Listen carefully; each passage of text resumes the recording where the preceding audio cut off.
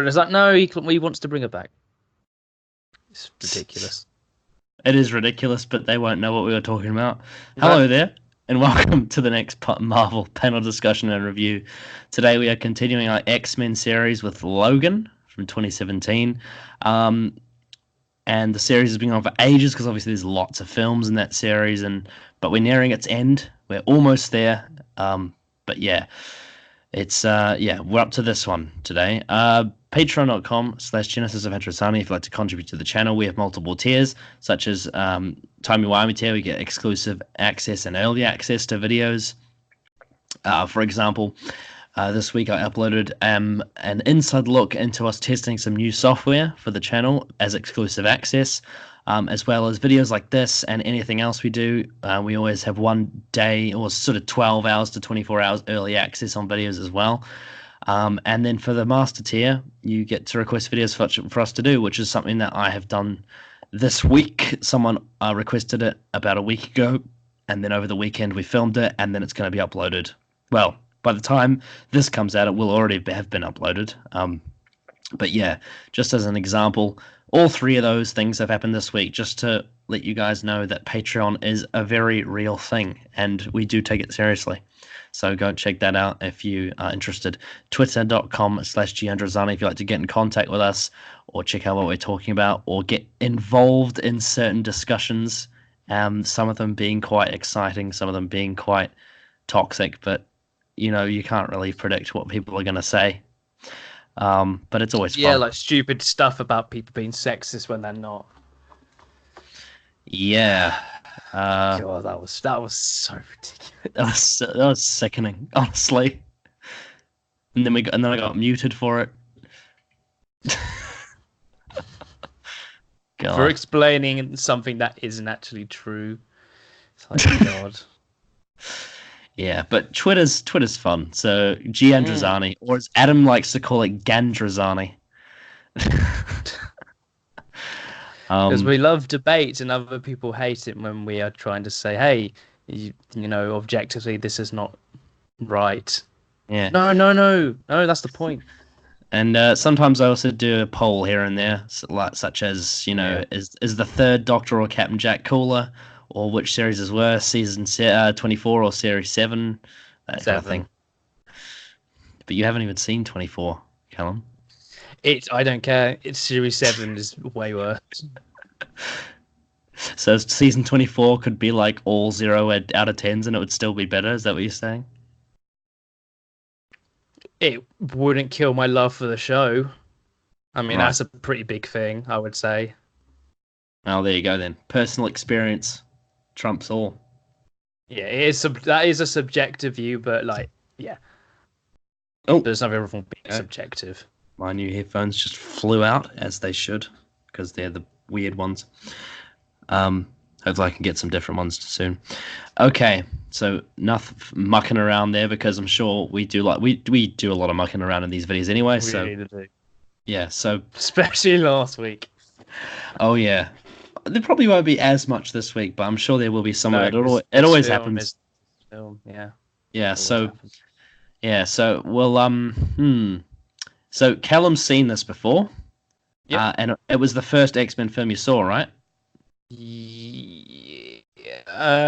Yes, it might have been. I probably saw Deadpool not long after, but I'm pretty sure I watched it as soon as it came out on Blu-ray and DVD. So it wasn't that long after, during 2017. Right. And I've never seen it before today. Though obviously, being on the internet, I've heard a lot about this film already, so I'm well aware of its reputation. So you start with your sort of 2-minute initial thoughts on the film, Logan. Logan is, for me, the culmination of Wolverine's story, which this film sets out to be, but it is all about execution, and the execution of Logan for being the ending of Logan's story. It is phenomenal from start to finish. It's just the most different X-Men film out of all of them. It's its own style, it's its own story, while using the benefits of the past films to really hone down where Logan is at the beginning of this film and where he goes at the end throughout this entire film. It's a thrill ride of emotions and excitement from the minute it starts. And I cannot stress enough how much of, I would say, an almost perfect masterpiece this film is.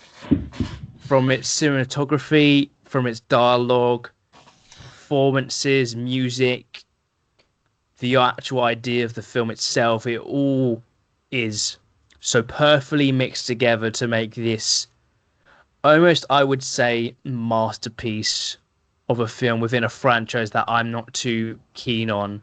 So I think that says a lot of how good this film is. This film is good, really good, and I'm glad that I enjoyed it. I think this is the second time I've watched it now, and it's still held up in terms of emotion and weight for me. It's a pretty dang good film. I agree. I thought this was a masterpiece of a film. Excellent. Um, the performances, the direction, the story, the acting, being able for me to be able to invest in characters, the way that it ties back to the other X-Men films but isn't dragged down by them like some of the other installments are. The tone is gritty and adult and violent and vicious, and the poetry and thematic uh, brilliance of it revolving around life and death and all the things that come along with it is beautiful. This is one of the best superhero films I've ever seen. It's unbelievable. It just there's so much stuff in it that's great. Very very little wrong as well. Like there's trying to think about something that I dislike is very hard. It's a great film. So yeah, thumbs up. That's what I gotta Yeah, say. I mean, you could end it right there, but we're not yeah. going to because we should dig deep. Um, okay. So we'll start with Logan, who's not really known as Wolverine, but that's basically what he is. He's formerly known as Wolverine. But yeah, we'll start with Logan, as portrayed by Hugh Jackman. Mm. I think it's like you said there, how he's formerly known as Wolverine. I think what makes his character so good in this film is that that's basically his description in this film. He is the man formerly known as Wolverine. It almost feels like he's very much distanced himself from that, like pretty hard. You can see that he's quite depressed. You can see that he's in a really dark place, and I love how much of a loner he feels in this film. But as this goes on, he becomes the Wolverine again in his final moments, and it's kind of in a set. I think in a sense, it's really beautiful to watch. I think, and I think Hugh Jackman. This is absolutely one of the best, if not the best, performance he has done as Wolverine. I think he knocks it out of the park. He knocked it out of the park before in every film he's been in, but this is when he really showed his acting strengths, where he shows how much of an actual person he is with emotion, with past history within himself. And it's amazing to watch, I would say. He's absolutely the best performer in this film, and he absolutely just owns it throughout the entire time. Oh yeah. Um, from the very first scene, you just feel something different about him from the start, like completely different to the other films. And that is obviously the fact that even within the first scene, he's old, he's sick, he's battered, and it's whilst he certainly still has this mutation, it's not working the same way that it did.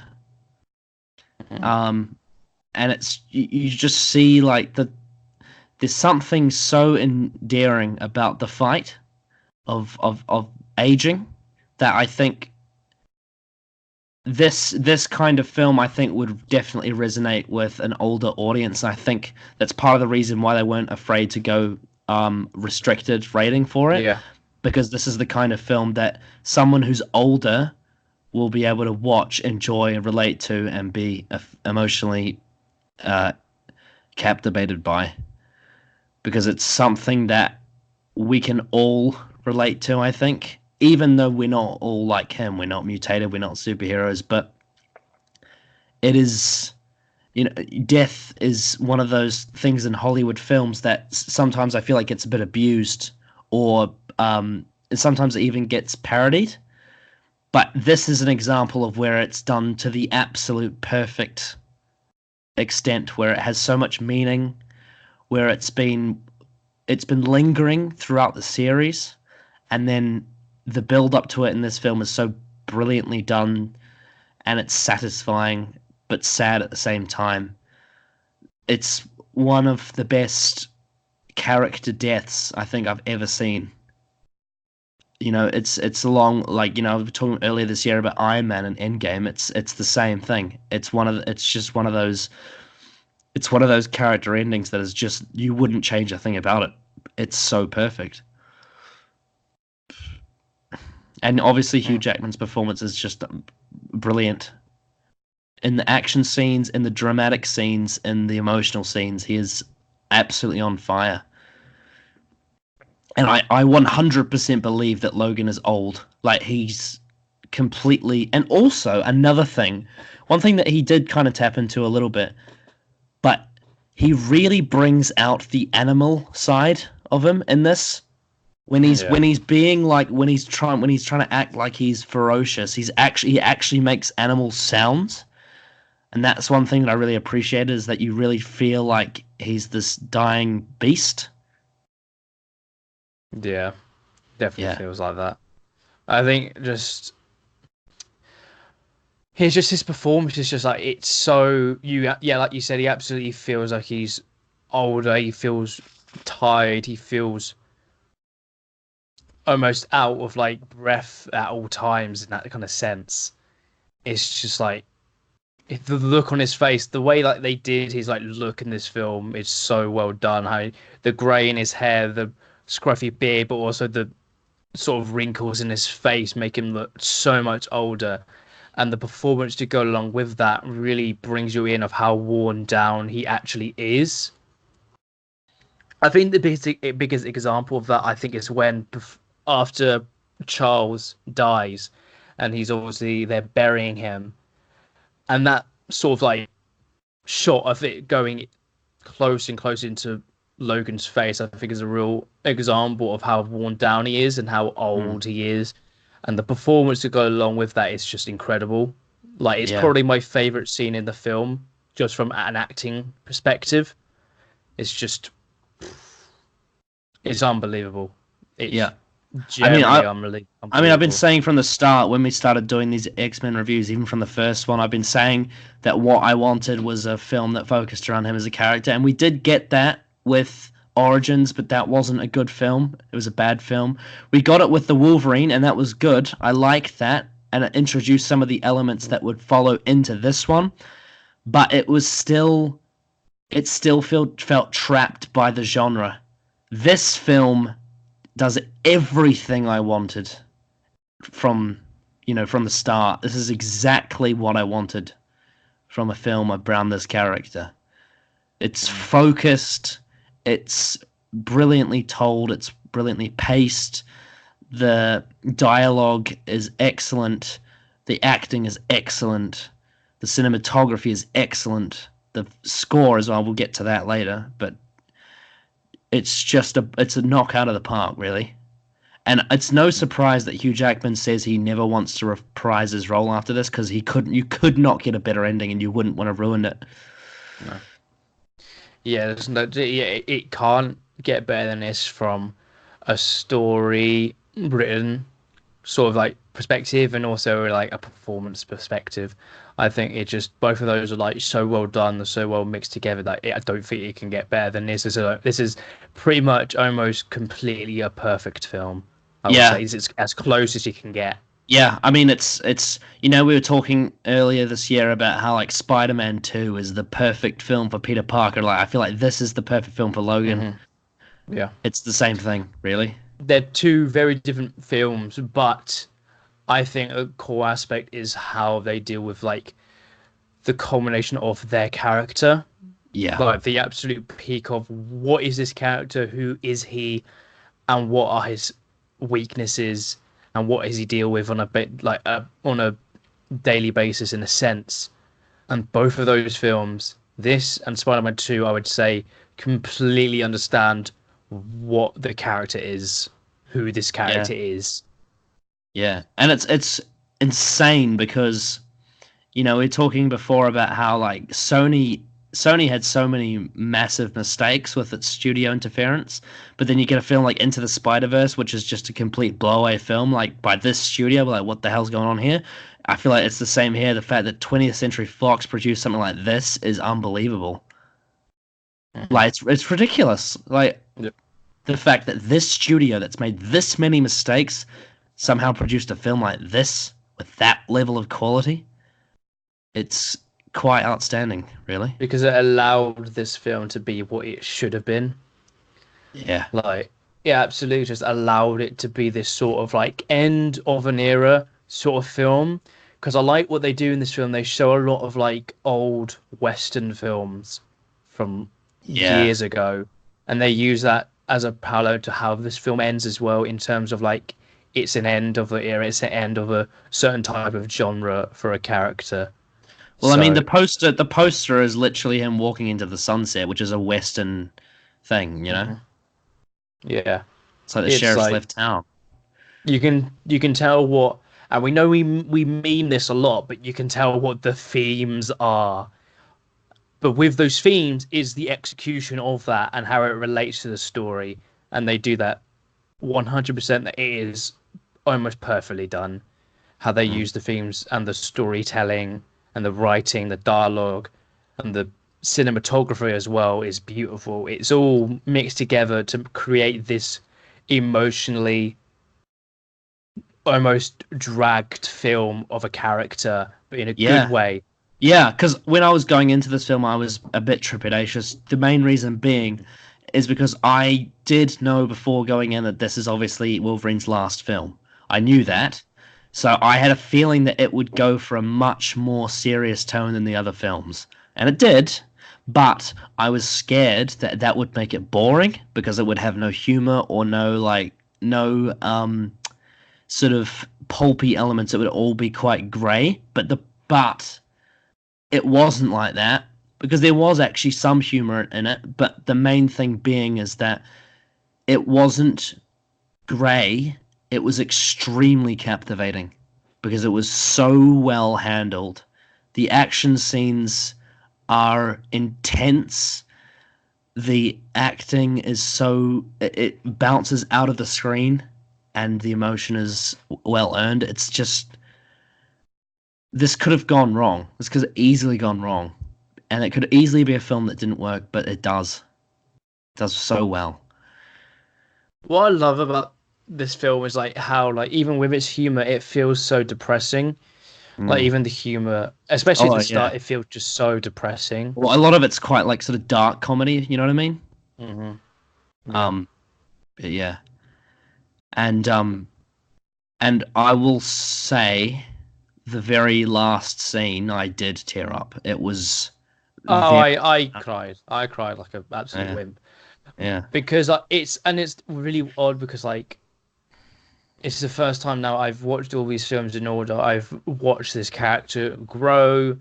Then we get restarted, but like from that still have grown yeah and because he see a remembers it combination all. He of, remembers it yeah, all. he remembers it all, and that's how you do something. If you're going to retcon something, and you still want it to have an impact, you have a character still have those moments in their head and be around the story still and not disappear. This culmination of this character, everything he's gone through, whether it objectively be good or bad, still to see his ending and how he ends as a character after everything is like it is bittersweet, and very emotional, I would say. Like the final scene of him where when he dies, they even reference to how in the Wolverine they reference how they see him dying, saying that he'll have his heart in his hand, but the shot of having his daughter in his hands Mm. is just a beautiful detail. Yeah, I really like that because it's when the what was it, the lady from the Wolverine, the Japanese Hmm. mutant, she Hmm. said your heart in your hand. I thought she literally meant like that, like Hmm. blood. I Hmm. thought that it was supposed to be like someone dug his heart out or something and he was holding on for it for life, but then he dies like in like a really gruesome, bloody scene. But the Hmm. fact that it's actually the symbolism, like metaphorically, he has his heart in his hands. That oh, that was excellent. Yeah, it's beautifully done, And then and also I the final touch of the when she takes the cross and makes into an X as well. yeah. Perfect way to end the film, really. Yeah, and it just sort of, and it does just sort of end at that point. The film literally ends, and in a sense, it feels abrupt, but I feel like that is like sort of how it feels in a good way. I would say I feel like it does feel like it is the story about the end of Logan, Mm. and as soon as he dies and they give him a burial, it then ends. I think is very well done. It doesn't feel jarring, and I love how like in his death, he's like, so this is how it feels like. It's like he's feeling himself like slowly fade, and he's having that feeling for like the first time in his life after years and decades and centuries of not knowing what actual death feels like. It's just a nice little detail. I think his whole ending is great and so perfectly done. Oh yeah, and I think also, I mean, obviously, Apocalypse was terrible, but Hmm. just going off that, like, why would you even care about Dark Phoenix after seeing this film? Like, who? Why would you ever want to watch X-Men ever again? Like, this is the end. This is the Yeah, end of it. yeah, I think in terms of the series, having a film in this particular timeline take place after this and release, I think is a mistake because this would have been the perfect end for X-Men. yeah. Like if I would Fox say knew if Fox in terms of like ending the narrative series like sort of storylines, I would say yes, this would be the ending. I would say for the whole sort of X-Men story franchise, I would say yes. yeah, and I think though if you watch the films in well, I guess you can't really do chronological because the timeline gets reset, but if you were to watch them somewhat in chronological order, then this would be the last one. But Yeah, but I would say that in retrospect, had Fox had the foresight that they were going to be bought out by Disney, I would say this would have been the best one to have come last yeah. because you could not have ended better. And unfortunately, that wasn't the case. But we'll get Hmm. to Dark Phoenix. um, but yeah, anyway, that doesn't matter. We'll get to that later. But yes, it was in terms of Logan's character, it was exactly what it needed to be, and there's nothing I would change about it. It's No. very sad.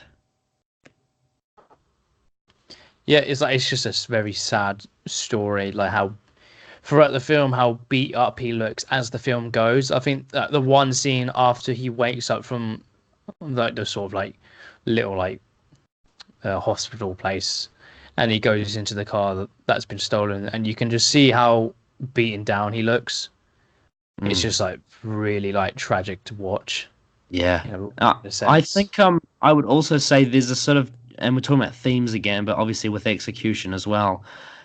A general theme to this film tends to be like sort of showcasing the fact that these mutations aren't necessarily just superpowers. Like some people who think about X-Men tend to think, oh, these are superheroes with these magical powers and they can save the day. Like, it's not really what it is. It's more than that. It's like a lifestyle.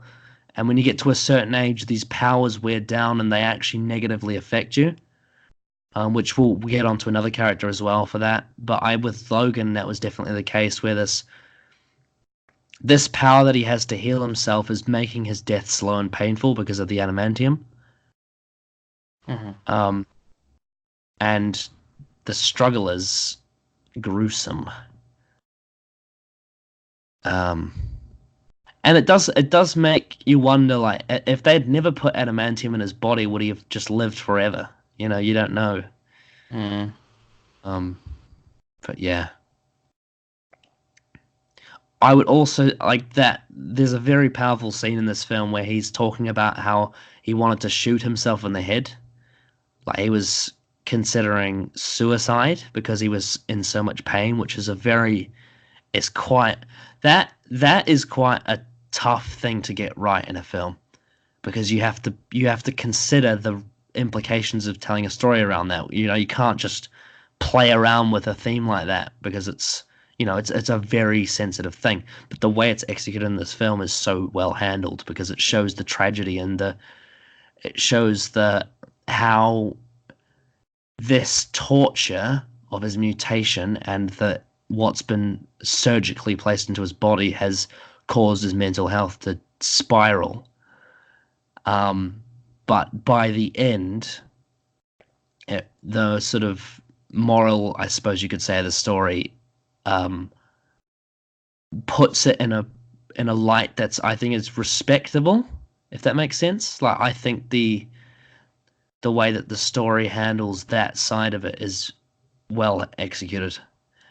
And it kind of has to, because if they had messed that up, then this film probably would have gone under a bit of controversy, Would you agree with that? Yeah, I would agree. Because I think the sort of themes of this film are like death, depression, and loss, I would say. Mm. That's very much what this film is, Yeah. and it's very well handled, I would say. Yeah, because there's other examples of when media uses those things in the wrong way, and it doesn't work because you can't just dance around these topics and play with them and mess with them. You have to get it right for it to actually work. It's quite a sensitive. What's the word? It's more extreme with your results, I would say, in the sense that Mhm. if you get it right, it can be amazing, like it is in Logan. But if you get it wrong, it can be really bad. Yeah, But yeah, I think this film handles it to perfection. I would agree. Um, what else is there for him? Just any He just time, kicks ass. When he kicks yeah, ass, he kicks ass so well. It's entertaining choreography, yeah. and the fact that it is now R-rated, you can just go all out with its Oh, violence. it's disgusting. It's so Yeah, like gruesome. fucking. There's one point he just stabs someone in the brain. They stab someone underneath their jaw, and he goes into their mouth, and you can see the claws inside their Oh, mouth. the worst Sliced. one, the Yeah, worst one is when they're all frozen, yeah. he just does it, and the blood just drips out. And they're It's still standing, awful. and they're still Yeah, standing because of yeah.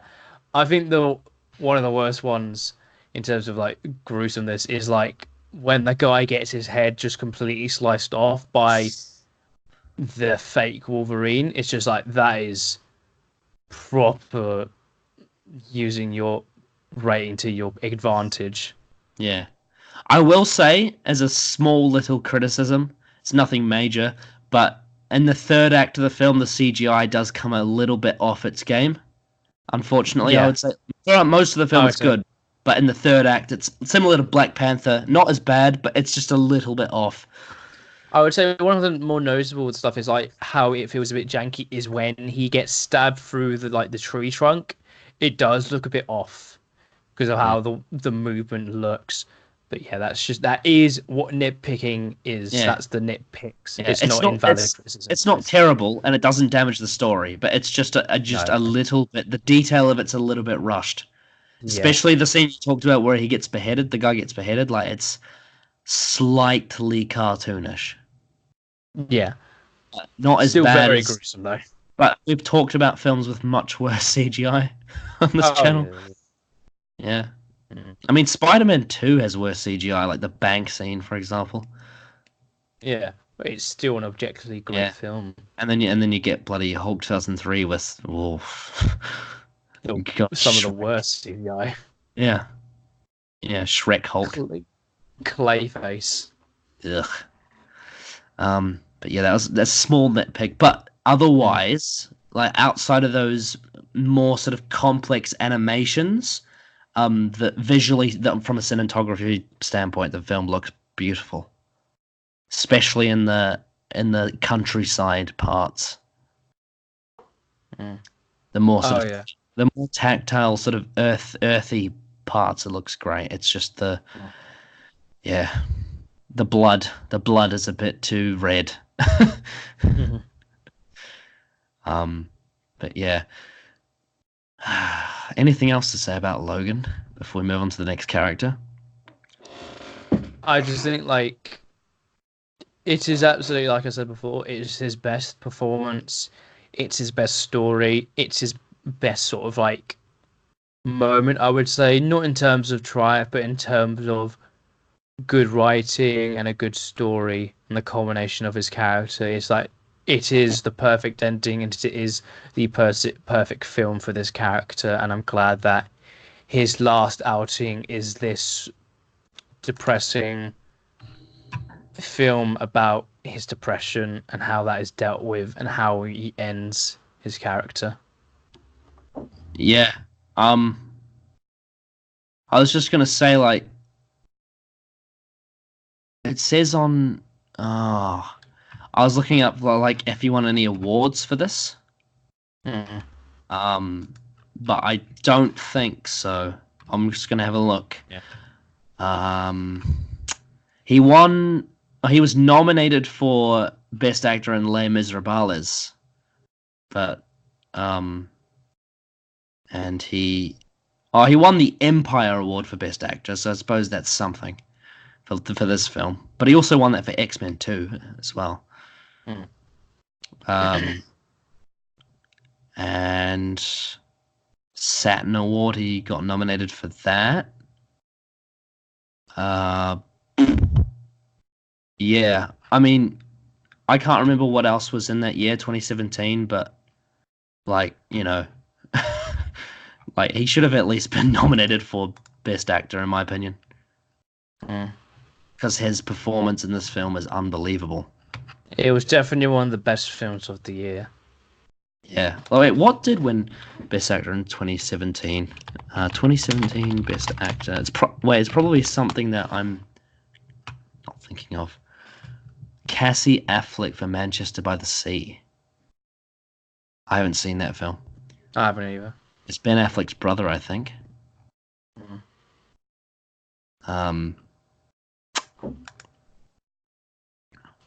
let's see what the other nominations were. But like seriously though, like I can't think of another performance in 2017 that tops this for me. Like it's pretty great. I suppose maybe the genre is not exactly Oscar type, is it? Yeah, but this story is very much a non-superhero film for me in its sort of feel and execution. Yeah. It's a Western sort of story in a sense, I think.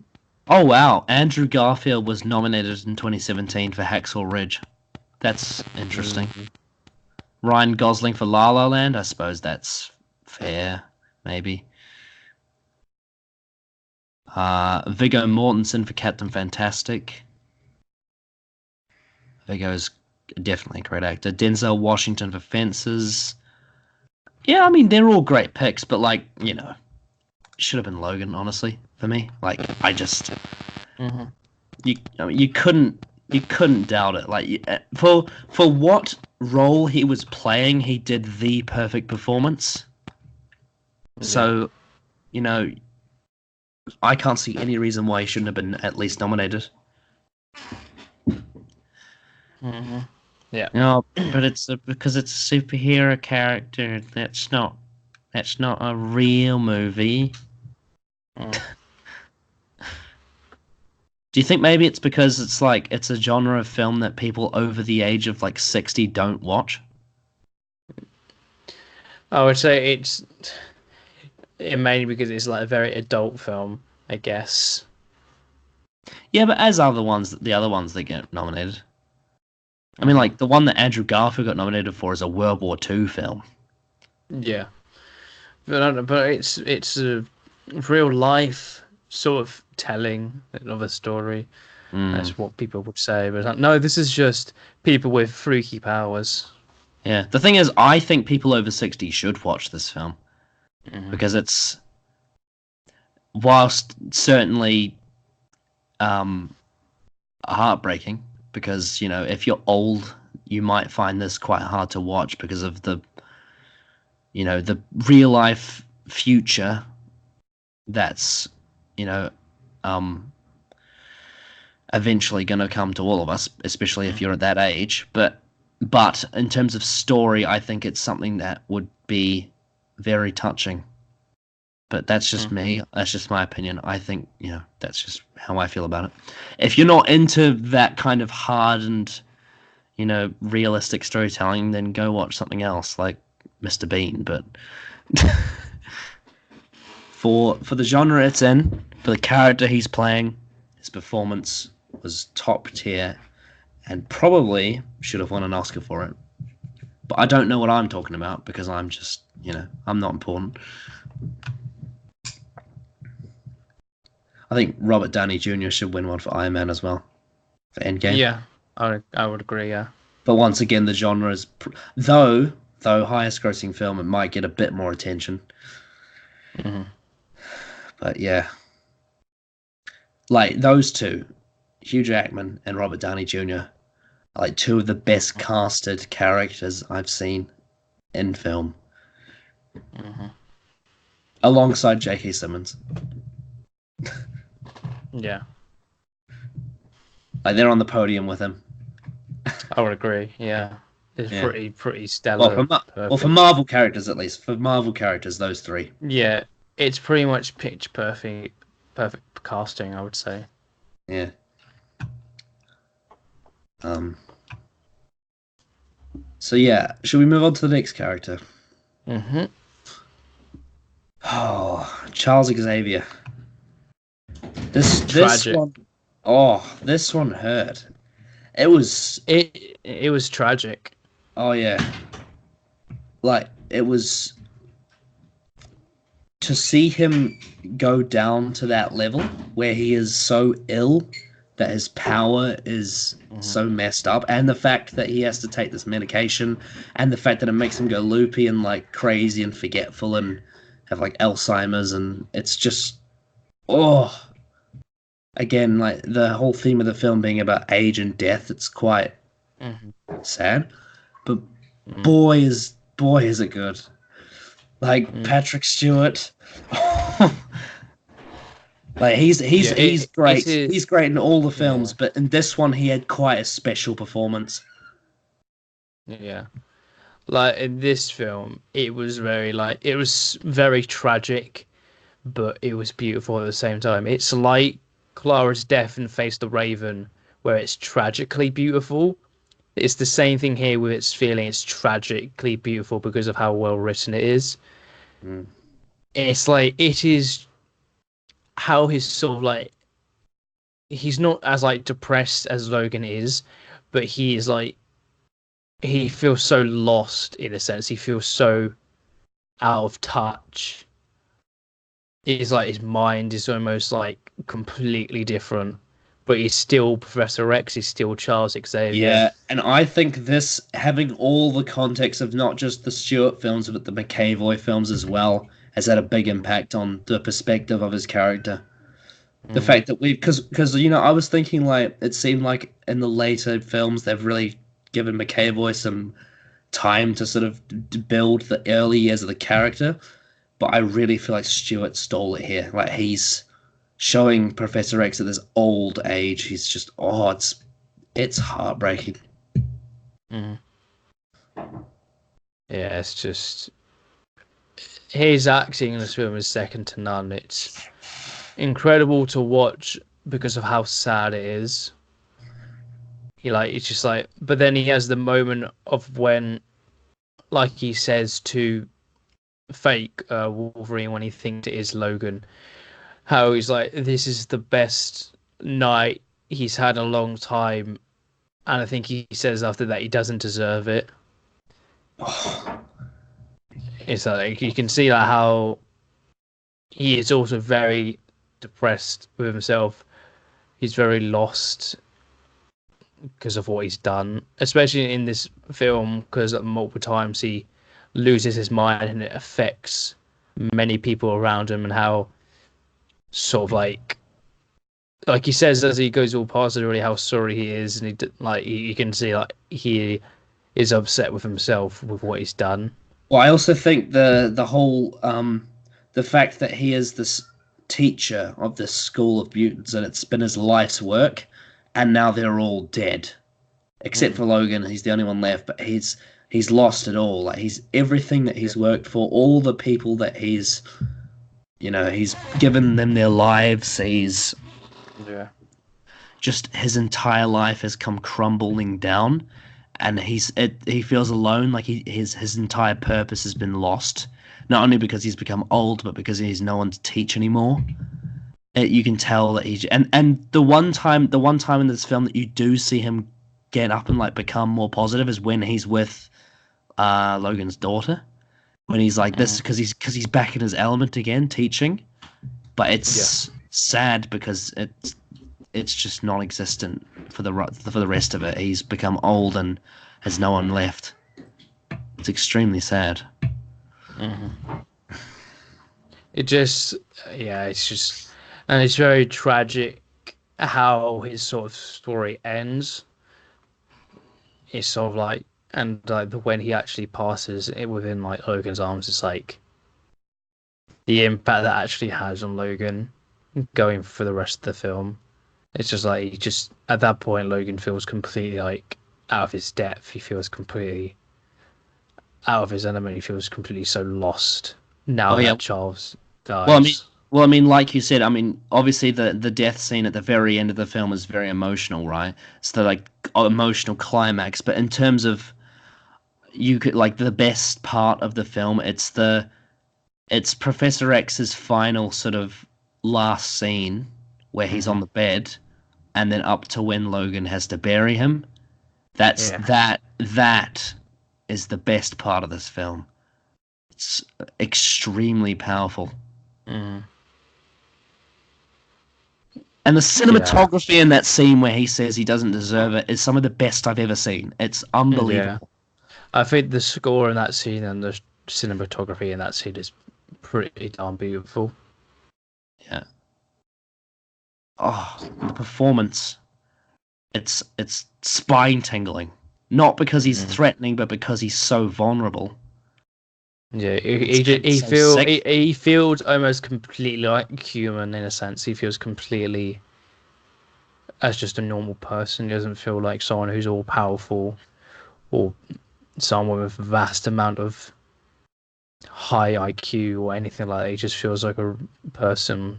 And I also think that another thing is that because this film came out in 2017 and the first X-Men film came out in 2000, like the people that were kids in 2000 are now in their 20s. So like Yeah. people that watched X-Men 1 when they were like 5 or 10 years old are now fully grown adults, and it's they've gone on Mm. this journey with these characters, and to see them this broken down and vulnerable and near death, it would be, I imagine, an incredibly emotional experience to watch. Hmm. Like I'm absolutely guaranteed that the majority of the cinemas that watched this when it first came out were in tears. Oh yeah, 100%. No doubt, people who were so invested in this franchise and its characters, but there's no doubt that they were almost enthralled with everything, but also so emotional about every moment to really dig deep into these characters, like who they are and how they feel within the story. It's brilliant. It was so brilliantly done. Yeah. Um, and I love the way that Stewart portrays the old man because he shows Yeah. a lot of the tendencies you see in like retired citizens, the way they speak, like when he says, "I used to go to see the pictures" and all that sort of language. Mhm. It's a very accurate portrayal of people at that age. Yeah, it really is. He just like he's such a great actor, and throughout his entire run, he's brought this character to life. And this version of him is very different, but you see like how far he's like sort of fallen, Yeah, even from his last appearance as Patrick Stewart as Professor X. You see like how far he's fallen in this like world. And I think like the world building in this film as well is so good. I think how it represents all the stories about how there's no more mutants, how yeah, they and are also the lost, and fact how that, alone they feel. and obviously by this point Magneto's gone as well, so he's sort of Mm. just he's got no purpose really. Like the a lot of his life revolved around his relationship with Magneto, and now that Mm. that's gone, he's sort of again there's another element of his life that's missing. Yeah, like this is the first time that Professor X isn't in a film with Magneto, Mm. and he like it feels kind of like he feels almost alone. Even though he's with Logan, there are parts of him that feel like he's just like very much alone and very much out of his element. Yeah, and not in control at all. Yeah, he doesn't feel extra control almost at all in this film, apart from when he's like sort of saves the family's horses. That's the moment where he sort of is Professor Rex, how he sort of becomes that person again. And then obviously the rest of the day happens, and he, like he says, it's the best night he's had in years, and how he doesn't deserve it because of what he's done before. It's brilliant. It's brilliant performances and brilliant writing. Yeah. And going back to what you were saying before about like how there was comedy in this film, but it was quite depressing. Like one example of that is when he has to go to the toilet and Logan has to Hmm. carry him and throw him down and it's just and he's like, "Oh, Logan, I can do this myself." He's like, "No, you can't. Like you can't Hmm. do it because you're just too old and broken." And Yeah. it's quite yuck. Like because doing Foley for this film would have been quite hard because you they literally had to make it sound like he had the shits, and it's gross, but it's true. It doesn't hold back on showing you how like how how near death this guy is. The fact that he can't even go to the toilet without help. Um, Yeah. Like this film is just like we keep saying. It's very depressing. It's very much a very dark story in terms of for its characters. They feel very depressed and very dark, mm, but it doesn't ever feel like it's holding itself back. It doesn't feel like it's dragging along. It feels almost like these characters are trying to find purpose, and Logan is trying to find a purpose, and then he does, but then he then dies at the end of the film, but he still feels fulfilled in a sense. mm. Well, I mean, the line that he says at the end of the film has two meanings to it. Really, it's got the bit because you know when he's saying this is what it feels like. It's not only him saying this is what it feels like to die because it's the first time he's ever done it, well, the only time. But like, it's the this is actually what it feels like because he is really dying for real forever. But also he says within the film he says something along the lines of like I don't know what it feels like to feel being like a parent, and the main Mhm. reason was is that his he says that all the people that he's cared about, all bad things happen to them. So he's got anxiety around that because it in his mind, like having someone to care about will have bad consequences. But then by the end of the film, he does care about his daughter, and Mhm. he's saying not only saying because he's dying, but this is what it feels like to be a father. Mhm. And um, the sort of irony, but also symbolism of the fact that this time round the bad thing happens to him. He's the one that falls to it rather than the other Yeah. person. Yeah, and you know what? That line of him being feeling so much anxiety about people he cares about and the people he cares about, like the bad shit happens to them. It's like all the stuff that's happened before because he, even though almost everything got retconned and restarted, they established that he still remembers it all. So it all still matters because it impacts this character. So all that stuff of loss that he had before still matters because he still felt those moments. And that makes that line better. It makes it more like, yeah, he has lost a lot. Even if everything had restarted, he still had those moments of like losing people. Yep, absolutely. That's how you do something like that when you restart something. You still have the character not only around, but they still remember. And also the progression of his loss over the course of all the films, to where at each point he loses something again and again, it gets more emotional, and then I suppose the last straw of that is when Professor X dies. And like you said, the performance from Jackman is so real and powerful. And it's not melodramatic, it's quite sort of almost shy, like in the sense that he doesn't really know how to handle it. Yeah. And he can't quite get the words. And then obviously he has a massive tantrum and messes up his car. But Yeah, because the car can't start, and then he's just like that. He's out of moment where like he's so broken down, he just can't handle it. mm. Oh, Yeah, it's just great performances from both these two characters. what a great film. um, oh, and I would say the very first scene with Professor X as well, when he walks inside that like sort of dome thing, and he's just darting around like a crazy old man. Like at first I was like, this is a bit funny, but then I started to realize why it was happening, and Yeah, it was that is very because I knew the context of that. I was just thinking like how sad that actually is. yeah. Yeah, the fact is that if he wasn't so ill, he wouldn't be doing that. No. And also the fact, like, every single time that he has to take his pills, it's like, it's so painful for him to do it. Like I think he takes his pills up multiple times throughout this film, and it just feels like, oh god, that's how the sort of And feeling they I show have. it, and every time they do it, they show it. Like, they always have to show it, like, in Yeah. detail. Hmm. This film doesn't hold back on punishing you with its, like, just, Yeah. gross imagery. Yeah. It doesn't hold back if it wants you to feel every moment that it has that you should be feeling. That is the Mm. purpose of it. It lets you see everything. Because I think this film is a very dirty film in terms of its look.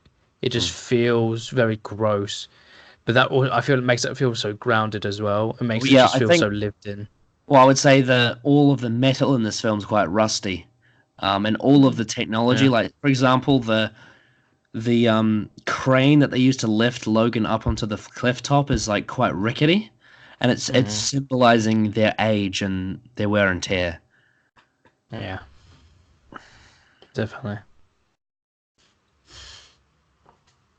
Yeah, Love it. I love it. I just love it all. Just love how the sort of set design I love and the way it's shot. I love it as well. yeah. Makes Oh, it all and feel so grounded. the best, like obviously we're talking about like the best scenes in terms of like acting and all that and like emotion, but I would say in terms of action, the best directed scenes are the seizures. Yeah. Professor X's seizures they are pumping and spine rattling. It's so well done. Mm. And, Yeah. and I was I talking about agree. in the Wolverine review about how they started to show like Logan's sort of point of view in the action scenes, like with like at the I think it's the funeral, like the fight at the funeral. They started showing a bit more of that cinematography to show off how he feels during the action scenes, and I really Yeah. like that. But this is like another level. This is just ridiculously good. And like Yeah. also, I and agree. the second one especially, how he has to go all the way from the bottom of the hotel room all the way up, and it's painfully slow for him to get through it. He has to dig his claws into the wall to get in there. Yeah. It's it just feels so like mind-numbingly like frustrating as well when you just sort of look at it. But it's so well shot and it's so well like the choreography of that, how it's sort of structured, is so well done. Yeah. And the fact what I love about that as well is because it's a seizure. Um, how that scene feels watching it is kind of how it feels to have a seizure, but in real life, obviously, it's all internal. But because Professor X is a mutant, people around him get affected by it, and it becomes like an Yeah. external seizure. It's quite a unique concept, really, that I Mm. would have never thought of myself. But like, I like that the fact that it's like, well, what happens when these mutants get old and they have these problems like heart attacks and seizures? Like, how do their mutations react to it? And Hmm. obviously, the seizures that Professor X has triggers his power, but it does it in a way that's it's almost like half baked, and the power becomes dangerous. Yeah. Yeah, if not controlled properly, it can just run wild. Yeah, like And then like how it like looks. he could accidentally massacre a room because he has a seizure. Mm. Yeah. Yeah, It's just so well done. yeah, and I love the fact that the very first one he has, obviously, there's the bald guy. Can't remember his name, but we'll get to him. Um, he says like he almost choked to death during it because he was Mm. frozen. So Mm. it shows how dangerous it is. Yeah. Yeah, I just love those like scenes for like it's adding just a bit, obviously adding danger, but it can also just feel useless if it's not done well. But it's done so well, if the tension rises and it rises every time as it goes on as well. It's Yeah, just like, it's so throbbing and penetrating, like mm, the way it's shot and the way it's scored. I agree. Yeah, Um, do we move want to move on to the next character? yeah. Right. So the next one we have on the list on Wikipedia is Dr. Xander Rice, who's played by Richard E. Grant. So obviously he's the surgical head of Transigen, they're the ones that are creating the mutant kids. Hmm. Um, so obviously we recognize Richard E. Grant from a few things, mainly the Great Intelligence from Doctor Who Series 7, Hmm. where he is extremely misused. Yep. Uh, but but overall, Richard E. Grant is a great actor, especially in this film. Mm. Yeah, He has such a he is. cold presence. Like he's almost like a vampire in his acting. Yeah, I think just the one of the, it's just probably like the main criticism I have is that while he's really good performance, he's got a good presence. I wish he was just a bit more prevalent in the story. I think what it very well establishes who he is, what he does, and what sort of person he is, because he is quite sadistic at times as well Yeah, when he like talks. I just wish he was in it a bit more. yeah. I just wish it feels like he wasn't in it enough. I think it's just a consequence of the mystery. That's the only problem, is that Yeah.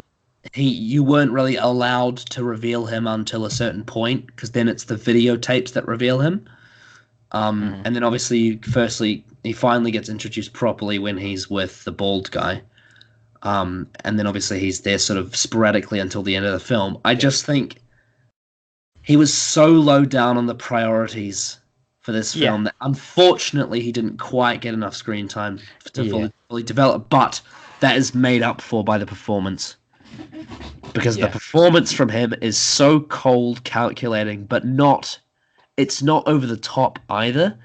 It's very real. Like, It's just quite sadistic.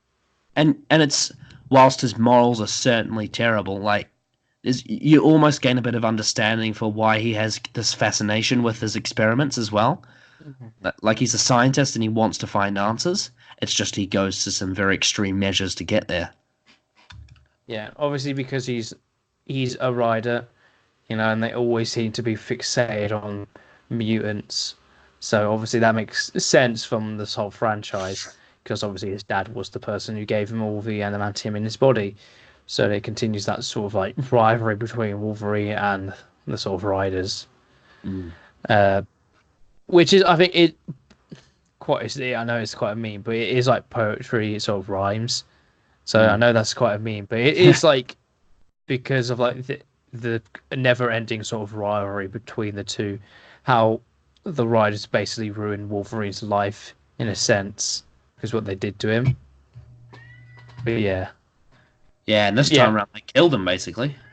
yeah. He finally gets to kill someone in relation to what has happened to him his whole life, basically, or at least the majority of it. Oh, and he shoots him right in the head. Yeah, he And that does. again, like Logan going on all this time about how he doesn't like guns, but then he finally uses them in this film, Yeah, and because he's and just had enough. it's also out of desperation as well because he doesn't have the strength to use his own powers now. He has to resort to these Yeah, weapons. yeah. I just I just think, yeah, the actor does a fantastic performance, and he's like I said, he's quite sadistic, and like using his method of like how fantasizing he is over mutants, especially over the fake Wolverine as well. Having it Yeah. in action, he's always so fascinated by it, seeing how it works, how he can get it working properly. So yeah, just a big criticism I have is I wish he was in it more, because then Oh it yeah. does feel like, because I feel like if he was in it more and he really did feel like he was the main sort of threat, then I think it would have been the ending and his death would have been a lot more satisfying for me, because I was thinking it was really good, but I wasn't satisfied, I think is the word for me. Yeah. It I is quite think. abrupt when he gets killed. Yeah. And obviously that is the point, but the lack of sort of prevalence, I think, is a big factor. So Yeah. Should we move on to the next character?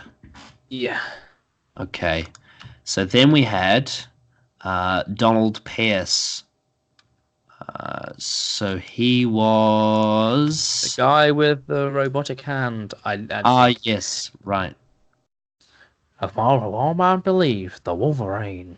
Yeah, so he was like the other villain of the film. Yeah, I would say he was sort of like the main sort of Yeah, threat.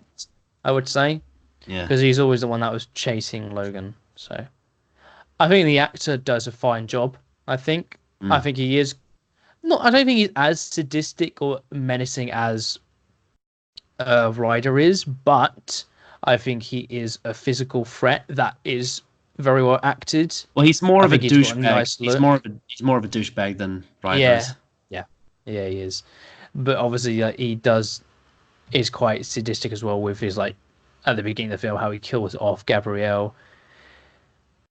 I think when he ever shows up, I think the actor is very good. I would say. I think for what he has given, he Yeah. does a pretty fine job. Well, if he didn't have a robot hand, he could have easily just been a human like villain. Yeah.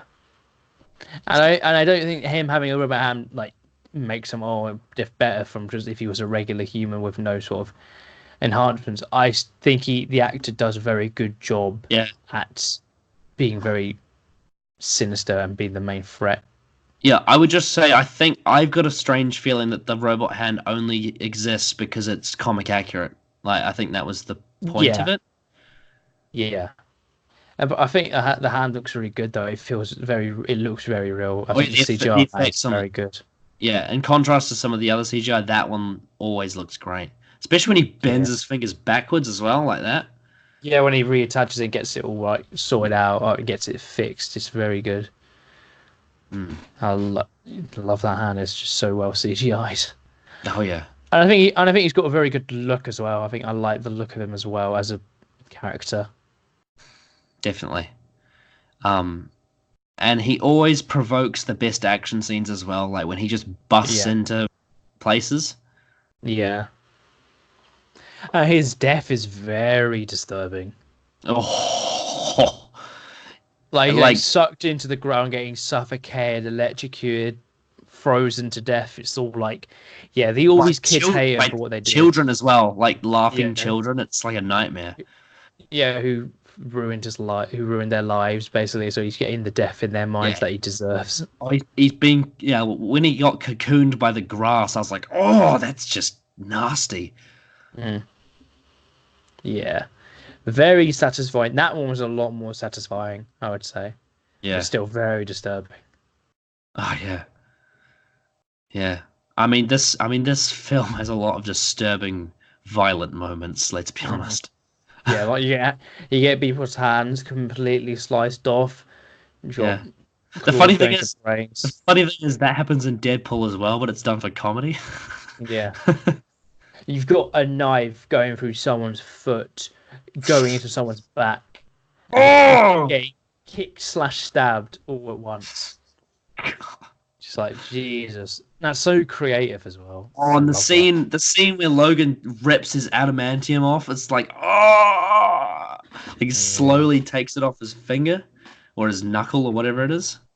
yeah, he's just because it's like stuck. Yeah, It's like trying to get it lodged back into place so it smoothly comes in and out. It's just like, yeah, oh god. yeah. That's another thing is like you notice how slow the claws are in this one now Yeah, like the very first scene, the claws don't just very slowly come out, but then when he's like properly enraged, that's when he just completely lashes out. because they just It completely just, burst through his flesh and yeah, his bone. yeah, But like you notice he has to wear bandages now for it because he's not healing. yeah, exactly. Because he doesn't heal properly because of it, because of how real and like, in a sense, tortured he is. He feels very tortured, I would say. Yeah. Well, I mean, it's like this is the first time we really feel like it really feels like he's got these like it's like basically knives that are poisoning him from the inside that are inside his Yeah. hand, as opposed to these like super weapon, like it was before. With this, it's like this thing that's killing him, but he has to use it for self-defense. Hmm. But yeah, going back to Donald Pierce, yeah, I like his performance. He's a douchebag, but it's not too like smarmy. Um, Yeah, overall, just a very good character, I think, Mm, and he works well to move the plot along. I think, I agree. yeah, especially because a lot of the stuff he does happens off screen, but it's done intentionally to sort of aid the mystery. Mm. Yeah, and like you said, very, very gruesome death scene. Um, it's interesting because he's not like a particularly massive guy, Donald Pierce, but I would feel scared of him because he seems like he's got so much power, not just because of his people, but just his own power. He seems very threatening. Like Mm. he's a very dominating figure, and that's standing next to Hugh Jackman, Wolverine, Logan. Like he still feels dominant around Logan, which says a lot. Yeah. But yeah, then we've got Caliban, who is the albino guy who can track. Right, he's the Yes. one. Is that correct? Yeah. Yeah, I think a very limited screen time, but when he's on screen, he's very like funny and just like, and I do like his sort of like how he's used, but then he takes control in death. A very minor role, but at the start of the film, I do like how they use him to establish where Logan is at. It is very expedition, but I don't think it's as bad as like other things can be when you're doing expedition for a character to say where they are at. mm. Because what it does, it shows like how low Logan is right now, but it is still like expedition, of course. Yeah, yeah. I love the scene where he pulls the grenades. Hmm. That that was cool. It's very Um, cool. but mainly just the first act. I think he's sort of the valuable for the first Yeah, act of the film. was the main part he plays. Yeah, and Um, once Logan then leaves, he's then sort of like used as a in the story. He is a device to be used to track them, and he is like, well, in a sense, he is the plot device for the bad guys to know where Logan is. So yeah, mm, very minor role, and especially during the rest of the film after the first act. yeah, it's interesting because at the very first act, like Logan and him are like staying in the same place, sort of like with Professor Hmm. X, but they hate each other. It's Hmm. weird, and Hmm. it's funny. It's interesting because we got something similar with Deadpool and like the old woman, yet that was Yeah. way more comedic. Whereas this is comedic, but it's very depressing. Like you get the scene where he's like, yeah, you obviously can't even read this bottle because obviously Hmm. Logan's eyes have messed up, so now he has to wear glasses. Hmm. Um, there's a funny line from Professor X when he's like, "Oh, you, makes you look younger," when he's wearing his glasses. It is funny to see Wolverine wearing glasses, like reading glasses. Yeah. Um, but yeah, and also the scene where what's his face? Donald Pierce forces Caliban into the sunlight is quite gruesome as well. It is. I think the effect on it is like very gruesome. Yeah. It's funny because when he said I'm gonna like what did he say? What was the line? He says like I'm gonna put you on your biggest fear. Or I'm gonna put you into the light. Like weirdly, Yeah. I was thinking of like the vampires from Twilight. I was thinking like, is he gonna like sparkle or something? But no, he just burned. He Hmm. just burned. Yeah.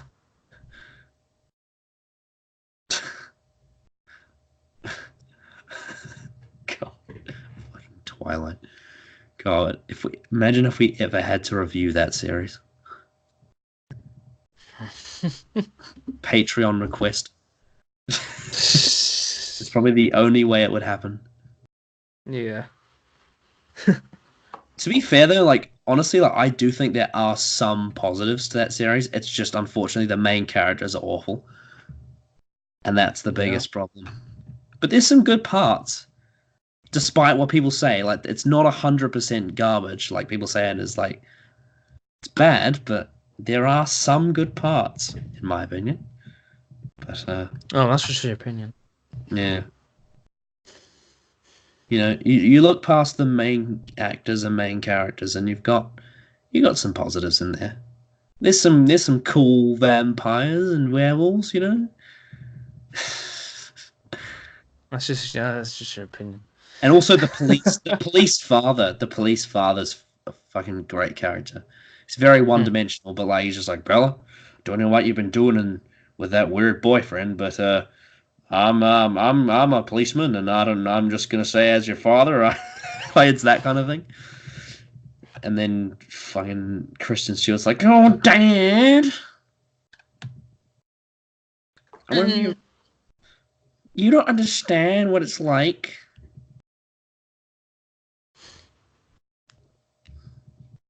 But I heard he's dangerous. It's so funny because like he's absolutely right. He's absolutely right, but Yeah. the story tells you Oh. no, but they're in love.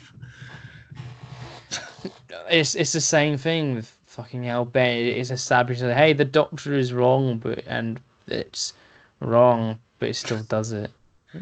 Just because you point it out does not mean it's exempt from being bad. Yeah, it's like whenever I watched that film most recently, it was like your boyfriend's gonna like wants to bite your neck and kill you every second of the day. And I'm like, yes, he does. You're absolutely right. Yeah, it is also like saying that what Danny did in to fucking I can't remember what the place is called, but what she did, and they say, oh no, but what she did Oh, was King's Landing. bad, and she King's went, Landing, yeah, yeah. King's Landing, and it's bad. And it's like, yeah, it's still completely out of nowhere and out of character for what you've established. Mm, But no, she's crazy. She's crazy, and she's John's queen. yeah. And the other most frustrating thing about Twilight, the most frustrating thing, I think, is the fact that Taylor Lautner can't act for shit. He is awful. Who does he And play? the werewolf, Jacob the werewolf. Oh God, yeah. And like all the girls like, Robert no, takes. Pattinson is actually good, but not probably not in the film because I haven't. Oh, I don't think I've ever watched any of them in full. it's complicated with him. It's complicated because Robert Pattinson is a good actor, but the character of Edward Cullen is awful. Like even Pattinson himself hates the character. He probably hates the whole franchise, and yeah, the fangirls are going to be sad about that.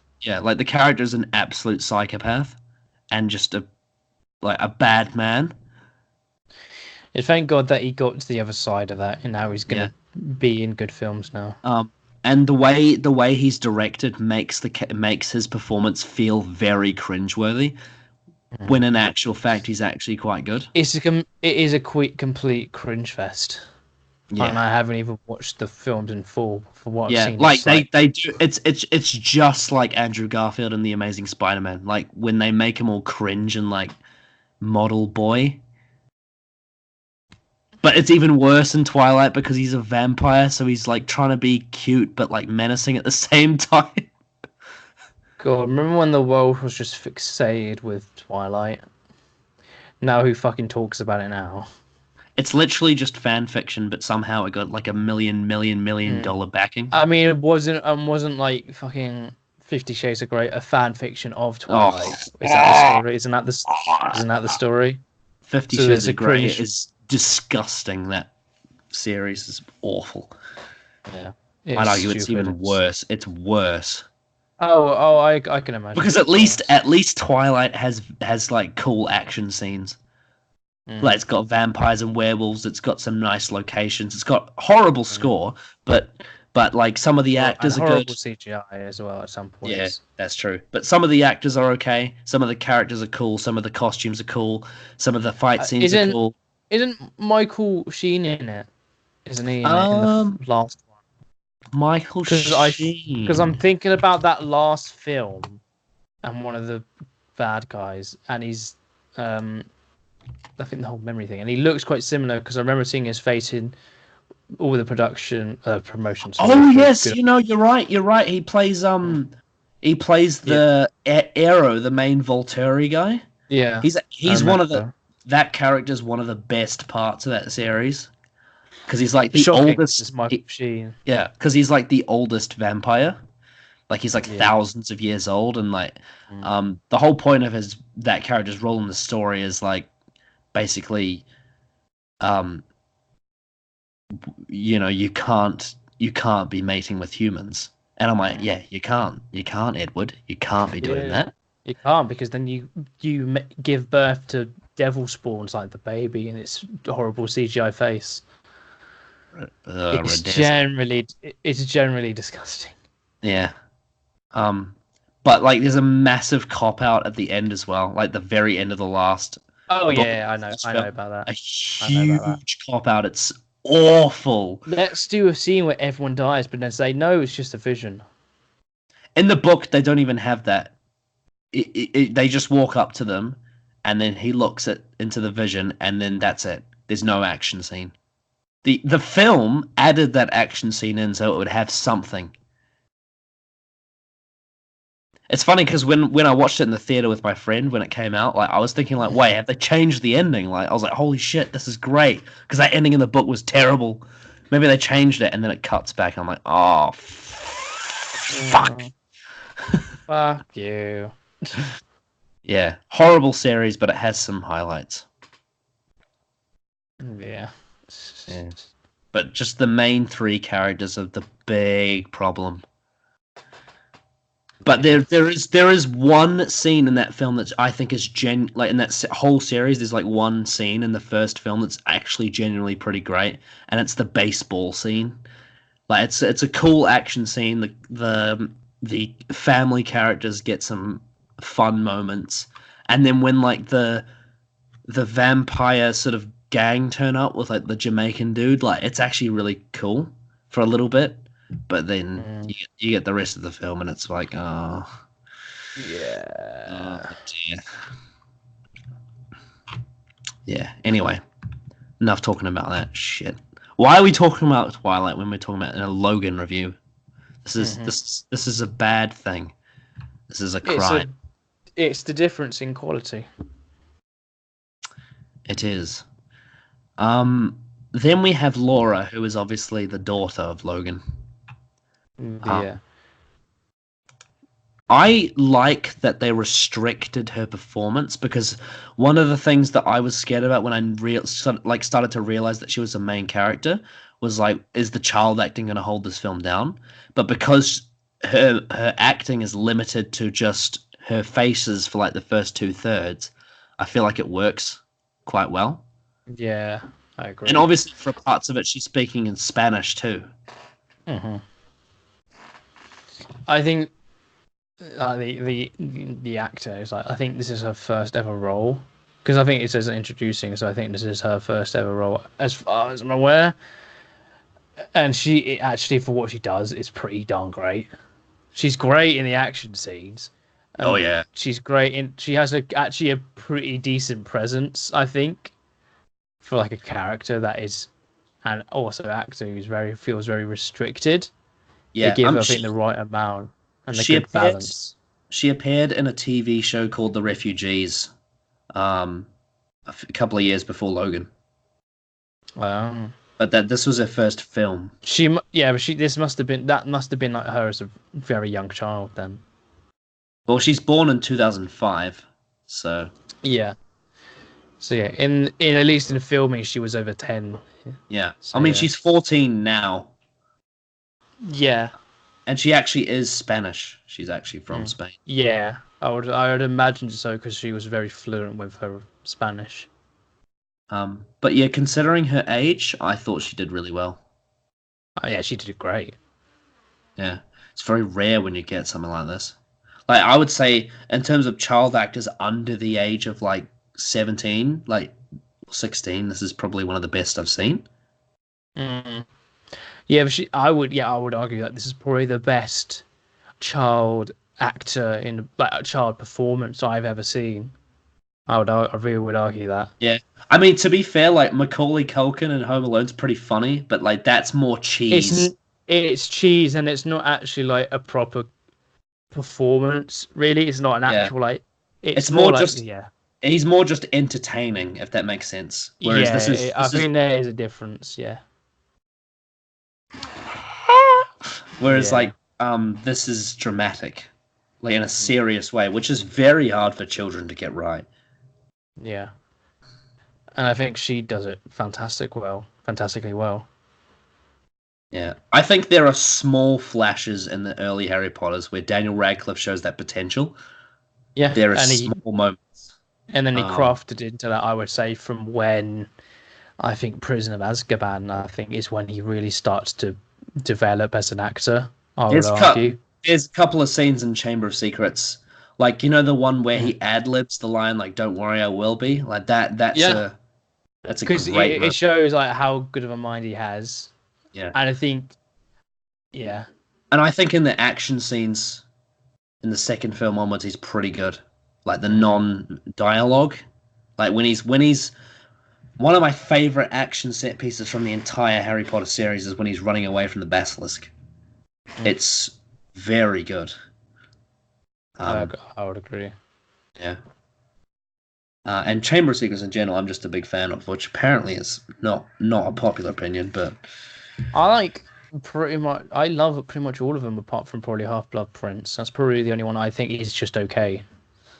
That's funny because I went to film school with a guy who says that's his favorite one. No, I'd say like some of the best ones. If I had to argue some of the best ones, I would say Prisoner of Azkaban, Deathly Hallows Part 2. I would say is pretty good. I think as an ending, I think it's really well done. And if I had to pick one more out of all of them, I'd probably say Chamber of Secrets, maybe that, or either Order of the Phoenix, because I actually do like Order of the Phoenix a lot. I mean, I like those some of the best. I like all of them a lot. I think, whilst I don't think Half-Blood Prince is the worst one, I'm disappointed by it because the book is my favorite book. Yeah, It's the book that gives you the most lore on Voldemort, and it's yeah. amazing. I will say Mm. though, I think what really carries Half Blood Prince for me is Michael Gambon's performance as Dumbledore. It is so good in that film. Like, especially considering in the previous ones, you could heavily criticize him for not being accurate to the character because he's very different Mm. from the book and very different from Richard Harris, which can give him a little bit of, especially in Goblet of Fire, he can feel a little bit off. But in that sixth one, in the sixth film, his Yeah. performance is off the charts, especially in the scene in the cave where he has to drink the water. Mhm. So good, Yeah. and just But I would, I and just would, the end when he had dies as well. yeah, yeah. I would like strongly argue that I think it is objectively the best running franchise in terms of consistency. Mm. Because I think with other franchise there might be better films overall, but Well, I does don't it? think. It depends on whether or not you count the external stuff like Fantastic Beasts or not. Because if you do, then I maybe think just not. I'm just talking about the main series. I think maybe the main series. I Yeah, think it is a completed franchise. It completed like franchise in itself.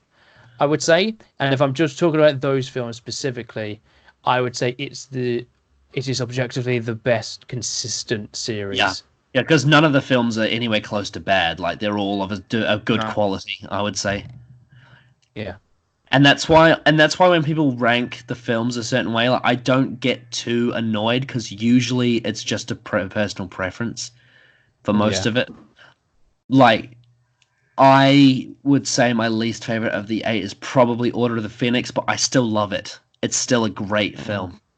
And it's mm, actually, interestingly, I think it's better than the book. It's the only example where I would say that the film actually improves on the book because the book is actually quite long and mm. unnecessarily padded, whereas the film is quite focused. Especially the third act. The third act of Order of the Phoenix film, like everything from basically when Umbridge gets taken away from the Centaurs onwards in that film is unbelievable. It's great. Yeah. I'd It's say yeah. it's just some of the stuff before that I'm not as interested in, mainly because it seems like it's very much in between 4 and 6. It feels very like it doesn't matter as much in Yeah. context of the series. Um, and unlike Azkaban, which has a similar effect, it's not executed as well because Azkaban has a lot of filler as well, but it's so well done that it feels like it's its own thing. Mhm. Um, but yeah, I love Chamber of Secrets regardless of its criticisms. I know a lot of people say they don't like it because it's bloody long, but you know, it's like the Lord of the Rings of the Harry Potter films because it's like 3 hours. The extended edition's 3 hours. The theatrical's like 2:45. It's a very long film, but I get a lot out of it because of that. It feels like a novel brought to life, but not in like doesn't have the same ridiculous Tolkien, Peter Jackson padding problems that I find with Lord of the Rings. Like with Harry Potter, it's quite filled to the brim, I would say. Anyway, Mm. that's enough of a tangent. Um, and I'll just say one more thing because I have to say it. Another reason why I would say I like Chamber as well is that I think the performances are good enough for it to qualify. Whereas I think the Yeah. first film's child acting does weigh it down a little bit. Whereas I think the second Yeah. film one improves to a point where it doesn't detract from the quality. Mm. Um, but yeah, Anyway, enough about that. We tangented off Laura a lot, but yeah, I think she's a great character, and Yeah. and the restriction of her performance was well done, and it was done to effect. Um, and she was very well handled and directed, I think, and has incredible facial skills as an actress to be Yeah. able to pull that off at the age she was. Very It gifted. just feels like that the character completely understands what's going on, and also the performer does as well, and it really comes across. I'd say that she completely understands what the context is of the film, and whatever Yeah. scene she's in specifically, she completely understands what's going on, and it's like very rare with like child actors. So Yeah. And yeah, and I also think one of the best things about her portrayal is that obviously she's got some similarities to Logan in the sense that she just sort of stumbles around and does what she wants and doesn't care about the consequences. Like when she goes into that food shop and she just takes whatever, and then like when the guy asks her for money, she gets violent. Like, and when she just strolls around and just acts very sort of animalistic, I would say. What I like about it is that her performance makes her come across like she's not aware that she's been this way. Because sometimes when young children pretend to be something that they're not, it comes across like the way that like you can tell that they're pretending. Whereas the performance from her in this film, it feels like it's real. It feels like she's actually like this. yeah, I So agree. that's a big strength. Um, She's just great. I would say throughout the entire film, she's very entertaining. She's very just like she has a very good presence, and what she's given and what she's restricted, and I think it all works well, all blends together well. Never feels jarring, and never feels like it's holding the film back. yeah, and I believe that she's his daughter. Like I can believe it. Oh yeah. Despite the fact that she's not even American, Hmm. like I still believe it just because of the performance. It matches sort of some of the similarities of Hugh Jackman's performance, which is a big compliment. Yeah, just great, just a great character and a great performance. Yeah, I think she's gonna go big places when she gets older. I really hope so. I really hope so. Yeah, because she deserves it. That's for sure. But yeah, again, like this is one of those things that could have easily been a massive fuck up if they didn't cast the right person. It could have Mm. been cringy, like really cringy, like, oh, why are you giving Wolverine to some stupid little girl? Why are you doing this? But it works. Thank Absolutely, it God. works. Yeah. Um, but yeah, I love the scene where like all of those guys will walk into the house and she's like eating cereal, and then you Hmm. just hear like these loud bangs, and then she walks out with that guy's head. Just frozen on the floor. Yeah. As soon as that happened, I knew that she was his daughter. I knew it straight away. I was like, yeah, there's no doubting it now. And also the fact that like I like the whole thing of that she's a female Wolverine, like a female, so she's got two claws in her hands and one in her foot, which is Hmm. accurate to the actual animal. And Professor X explains this, and I like that he explains it because obviously he's the teacher. Yeah, And I very well love, done. and obviously Patrick Stewart's just so great with exposition, making it interesting. It almost sounds like a David Attenborough documentary. Yeah. You know. Um, but yeah, it's when in the action scenes when she's got the claws out, it's very violent. Um, Oh yeah, it's like super violent. yeah, especially because like her stabbing's quite fast, and also when she's kicking with her blade, it's disgusting. Mm. Yeah, I like the fact that she sort of knows her powers, and there's that scene where she jumps on top of the car and like rolls on it and is very agile. It's quite Mm. impressive, really. I'm just Yeah. thinking like, how did they do the stunts for her? Did they just get like a stunt woman that was very small? Maybe it could also be some parts could have been CGI as well, but Mm. yeah, I don't know. It's very I mean, fascinating stuff. it says that she has a stunt double here, but Yeah, so it must be someone who's very small. Well, let's have a look. Sienna Novikov. Let's see. Sienna Novikov. Stunt double. Let's find it. Oh my goodness.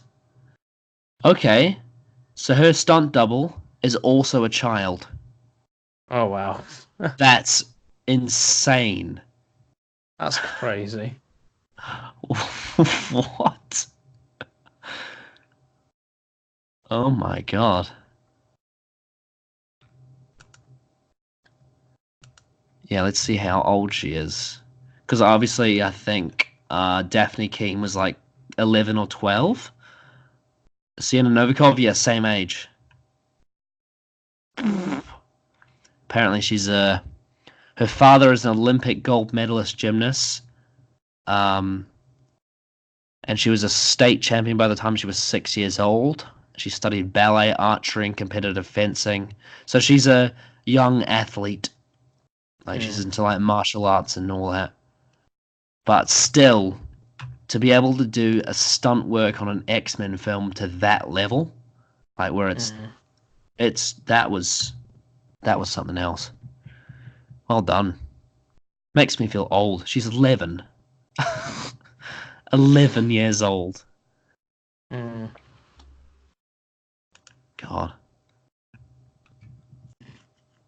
When I was 11, I couldn't even stretch my legs. Oh, wow. Unbelievable.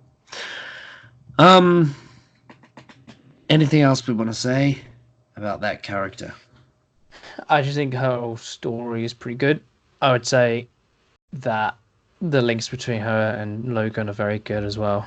It helps develop their relationship. It helps develop the themes. Yeah.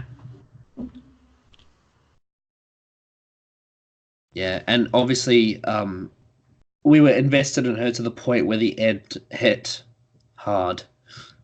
And it was wonderful. Yep, it really was.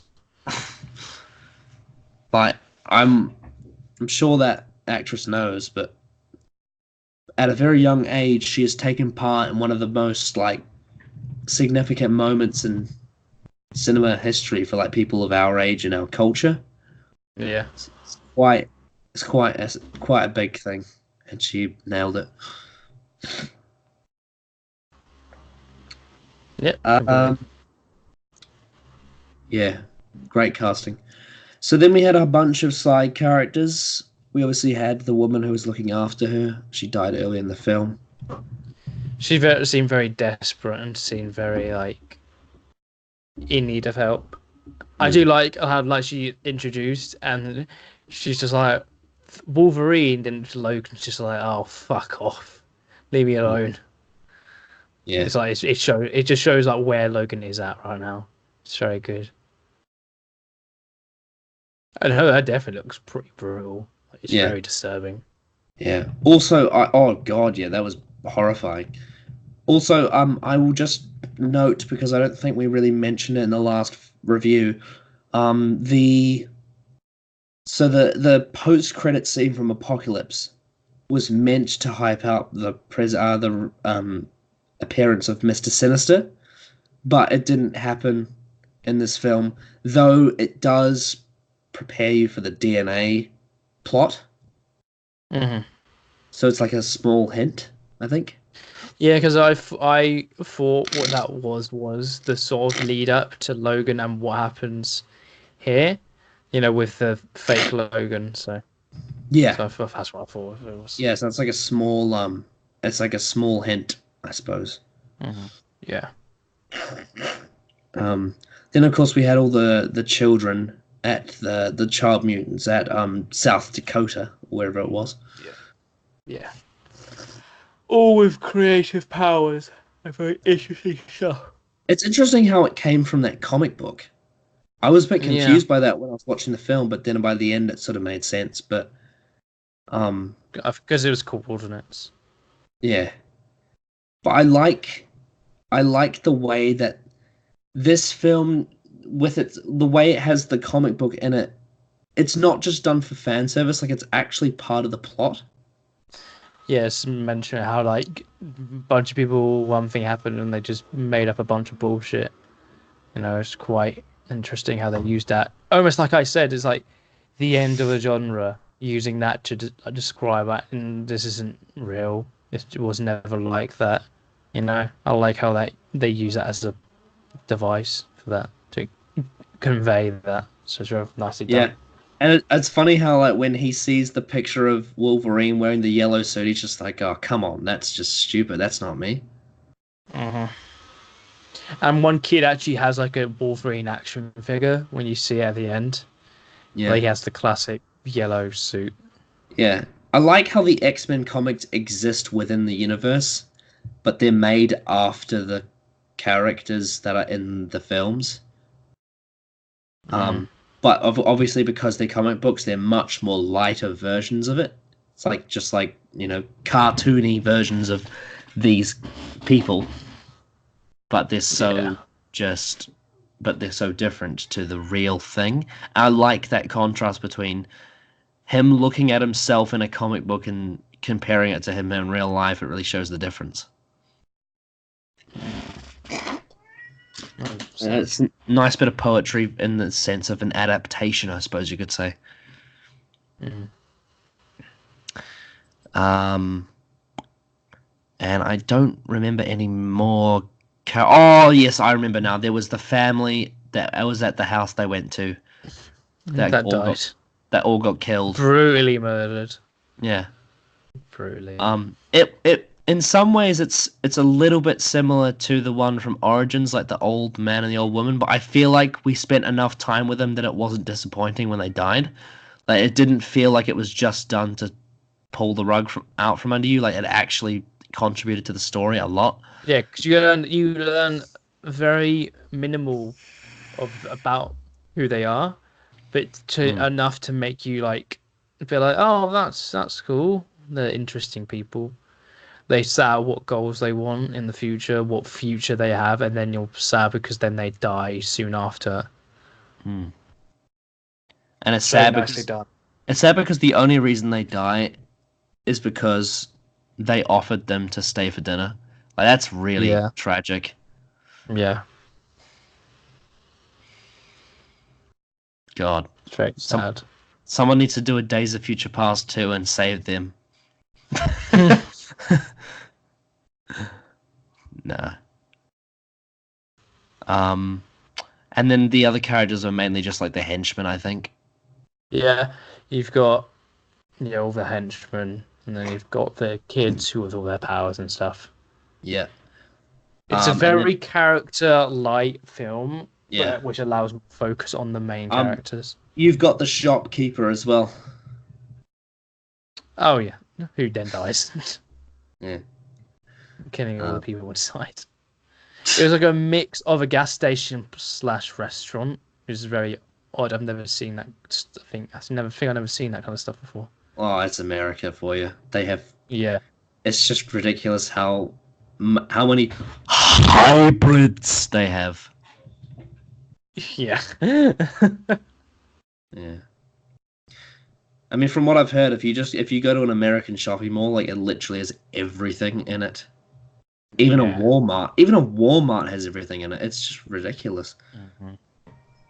I mean, I recently went to Australia about a week ago, and I went to Pacific Fair in the Gold Coast, and like that compared to anything in New Zealand is like 10 times the size. It's ridiculous. And then I've heard that in Melbourne it's even bigger. And then obviously in America it's like even bigger than that. It's a bloody maze with just infinite shops. I mean in America it's like one shop for an entire shoe brand. That's what it's like. I suppose that's what happens when you got such a high population. Yeah. Any other characters? Unfortunately, there was no Stan Lee cameo, eh? No, as far as I'm aware, no. Yeah. Oh well. He hasn't appeared in many Alright. of them. No, he hasn't. Even though he was in Deadpool. That was funny though. Yeah. Yeah. I don't know where you would have put him though. Would predict that it was to do because of how serious this film was. that it'd feel very out of tone with the rest of the film. That could be a legit Possibly. reason why. And I think if that was the reason, then yeah, I'm fine with it if they want to tell a full like bled story I mean, throughout. you could have had him as the shopkeeper. Well, then the shopkeeper gets flipped over and then dies. Oh yeah, true. Because yeah, that's right. Because it's meant to be like he's the same character in all of these films. So like, if you killed him off, then there would be a plot hole. Plus it'd be very weird to have people kill Stanley. Yeah, it would kind of be a bit. In retrospect, it wouldn't be the best idea. Yeah, Like, he's kind of meant to be invincible in these films. yeah. Even though in Guardians Volume 2, don't they like leave him in space, or is it the first one? I think it's the second one. This is the second one. They leave him in Yeah, space. yeah, yeah. Um, so there's not really any other characters, I don't think. No. Right. So yeah, just plot in general, very character driven, mainly motivated by the whole you need to bring this girl to South Dakota. That's the main sort of plot, and it's a journey. Mm. It's a very Um, long and very heart wrenching and depressing journey. It's the mm, best way to describe it. yeah, but worth it in the end. Oh yeah, 100%. Um, so should we move on to the direction, writing, and score? Yeah. Okay, so the story and screenplay was and direction was James Mangold. So we'll move on to him after the first two, which Scott Frank and Michael Green. I believe Scott Frank we've had before. I'm just going to check which ones he did. Yes. So he also worked on the Wolverine. So he was one of the writers on the Wolverine, Scott Frank. And Michael Green don't think did anything else. Oh, Jesus Christ. Wow, Michael Green was the screenplay on the Green Lantern. Jesus. It's weird because he did the Green Lantern, which was 2011, but then he did 4 films in 2017. Like Logan, Alien Covenant, Blade Runner 2049, and Murder on the Orient Express. What a mix of films. That's odd. That is a whole mixture of random, from good and bad. He did a bunch of TV stuff, I think. He did Jack and Bobby. It's 21 episodes. He did 33 episodes of Heroes. It's 12 episodes of Kings. 8 episodes of American Gods. 7 episodes of Smallville. So he's got some experience. He was nominated for an Academy Award for Best Adapted Screenplay, which was... it's for Logan. Oh, there you go then. Yeah.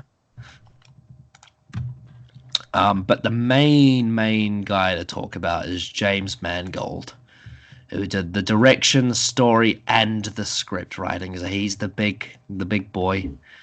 It's his vision, really. Yeah, and he was also the director on the Wolverine, but he didn't write or produce that, but he did for this. So he got a lot more control. And that was a great choice because from memory, the direction on the Wolverine we highly praised because it was like, and remember we said it looked like Blade Runner, but in Japan. But boy, this is again on another level. Like, it's some of the best direction I think I've ever seen. Yeah, it's a beautiful film. Yeah, it's dusty, it's gritty, grimy, rusty, dark. It has shadows, but it's also bright. It has great action scenes. It has great editing, great cutting, captures the performances. It's gently paced. It's just a perfection. It's a masterpiece. It looks brilliant. Like, the only criticism being some of the CGI in the third act. But apart from Mm. that, it's wonderfully directed. The writing is off the charts. The dialogue, the screenplay, the story beats. It's pretty. I would say it's pretty great, honestly.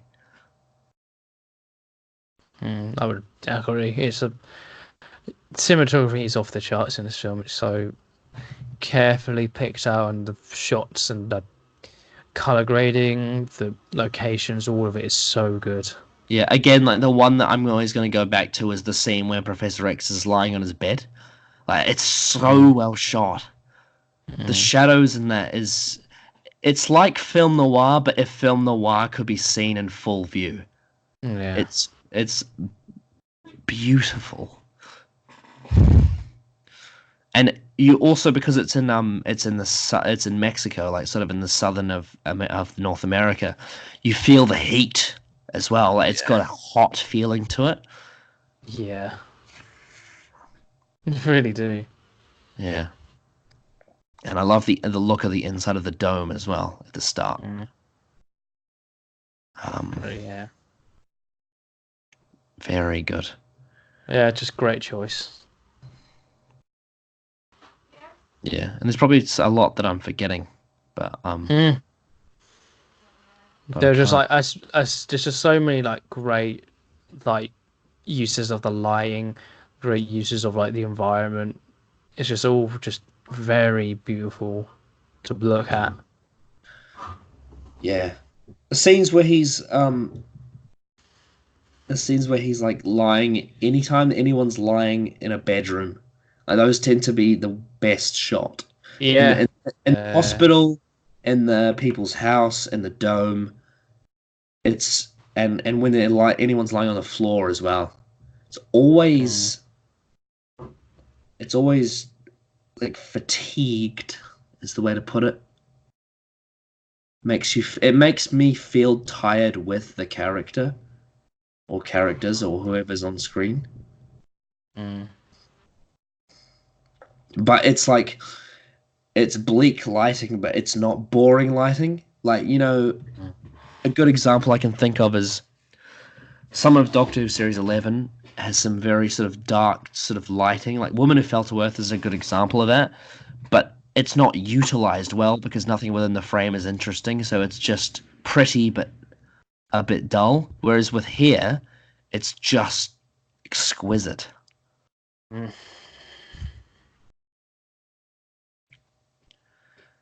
Yeah. Very dusty. Yeah, just great overall. And I'm sure there's other stuff to say about the direction, but I really want to get onto the score. Because, good lord, is the score good for this. This film score is absolutely outstanding. Like, not only does it feel old, because it has old style to it, not only does it have the beautiful piano and the slight bit of techno that is carried over from the Wolverine, but it also has some it's music that not only works for this film, not only works for the tone, but it's also music that I would enjoy listening to anyway. So on a Yeah. personal level, I can say I loved the score of this film. It was excellent from start to finish. And I owe myself to check out the actual soundtrack, because I think I'm gonna love it if I do. Yeah. Yeah, I think the score is fantastic. I think it suits every scene it's in. I think it suits the tone of the film. It suits what the script is trying to convey and how well written it is. It all complements it so well. Yeah, and he did the score of the Wolverine, so I would loved that one as well. But again, similar to James Mangold, this is on another level because the style is so well handled. Like, with the Wolverine, they've got a cool thing going on with the Japanese aura, that was cool. But this is so well executed because it feels like the entire tone of the film is so clear with everyone who's working on it. They all feel it. And just the use of pianos and old guitars and instruments. Like, anyone who's seeing this who has no context of the X-Men series can probably feel the death approaching just from the score. I know. I knew that I saw the death coming from how the way the rest of the film was going. So yeah, I agree with that, and I think it's well done. Yeah, such a good score. But yeah, I'm not sure if Jake's seen this film or not, but I honestly think that he would love this score, knowing his taste Yeah. in music. It's so well layered and intricate, but it doesn't invade the scenes either. It sort of it embraces them, I would argue. It really blends in well. Also, weird fact, when I went to watch this film today, for some reason it started playing something completely different. Like, it was some weird film about like a rom-com on Mars, and it has like Gary Oldman at the start. Like, I was like, what the hell's this? Is Logan going to Mars? Or is he on Mars? And like, this is the romantic interest and she's gonna find him. And then I got about 15 minutes in and I realized it was the wrong film. And I should have thought I should have noticed that straight away because there was no Fox logo. Yeah. Was there no Marvel logo? Nah, Either. nah. Yeah. I don't know why I thought it was on. I don't know what I was doing. I just pressed play. But then as soon as I changed it to Logan and I heard that score start, I was like, oh no, this is it. I know I'm on the right one. It's just like when you watch Avengers Endgame and you hear that music over the Marvel logo, and it's like, yup, you know you're watching this film. Like, even in cinemas, when I heard that music, I was pulled right back into the end of Infinity War. Yeah. Another film that I've watched this year that was outstanding. Like, this is the thing though about reviewing all these films, is like, whilst there are so many that didn't live up to the standard, there's the diamonds in the rough like Logan and Endgame and Spider-Man 2 that make it all worth it.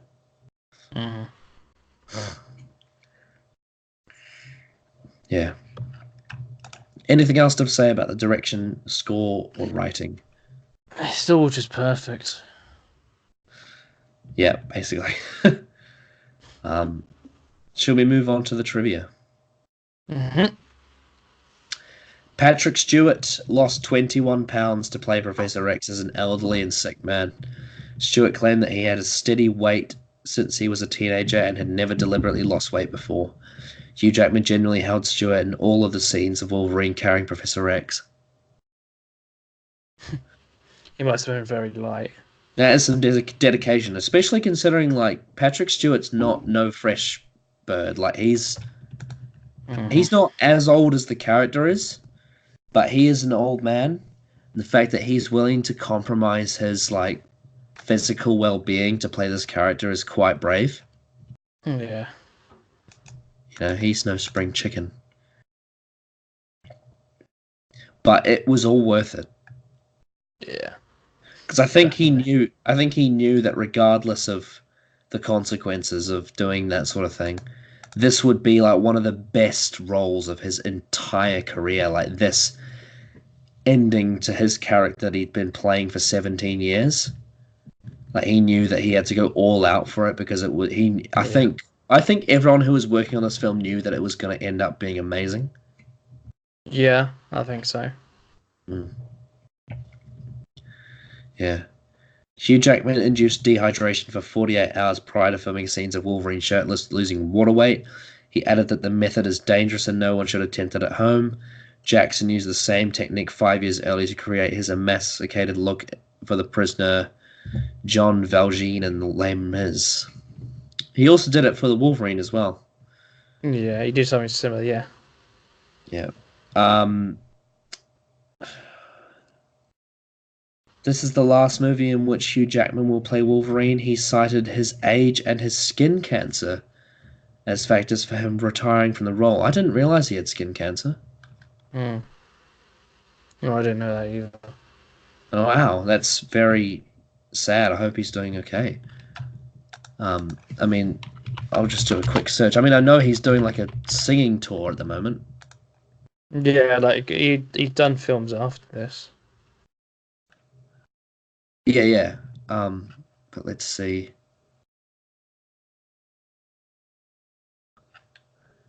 Um,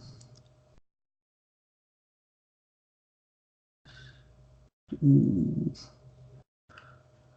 Apparently he's appearing on um, he's promoting like wearing sunscreen because obviously he has Mm. skin cancer. Right. Um, Interesting. Wow, I didn't know this at all. Mm. I didn't either. But apparently um he's had stuff removed from his nose because of it. Right. Um, wow. Seems like it's quite a private thing, really. It doesn't say much about it on Wikipedia. No. Yeah. But yeah, fingers crossed he's doing okay. And he's in good health. Because Mm. we don't want to lose him. But yeah, he's like 50 now, so I think he probably thought, well, at the time he was like in his late 40s.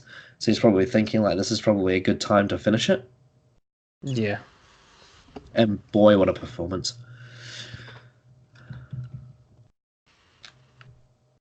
Um, but yeah, it's kind of saddening to think now that I've seen all of his Wolverine as well. Mm. But it is in a way, it's also kind of satisfying as well. Yeah. It literally is the end of his story, and it is bittersweet. Yeah. When Charles Xavier suffers from a seizure, Hugh Jackman did not act as if he was being pushed away. Instead, he held back by a rope pulled by two men in order to give a more realistic portrayal of being restrained.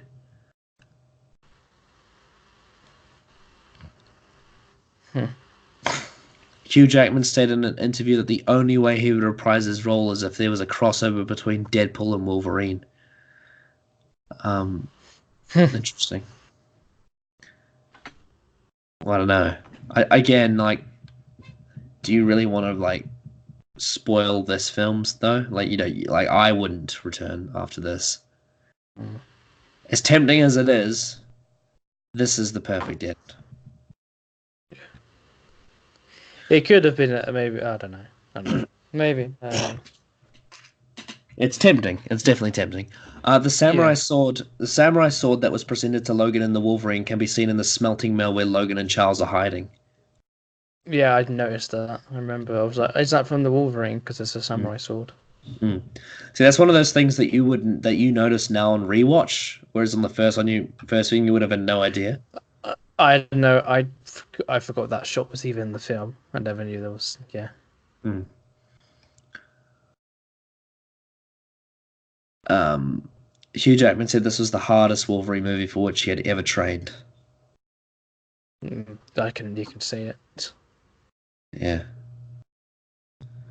I mean he's massive in the Wolverine, but in this one he's ripped. Like his body is Mm. rock.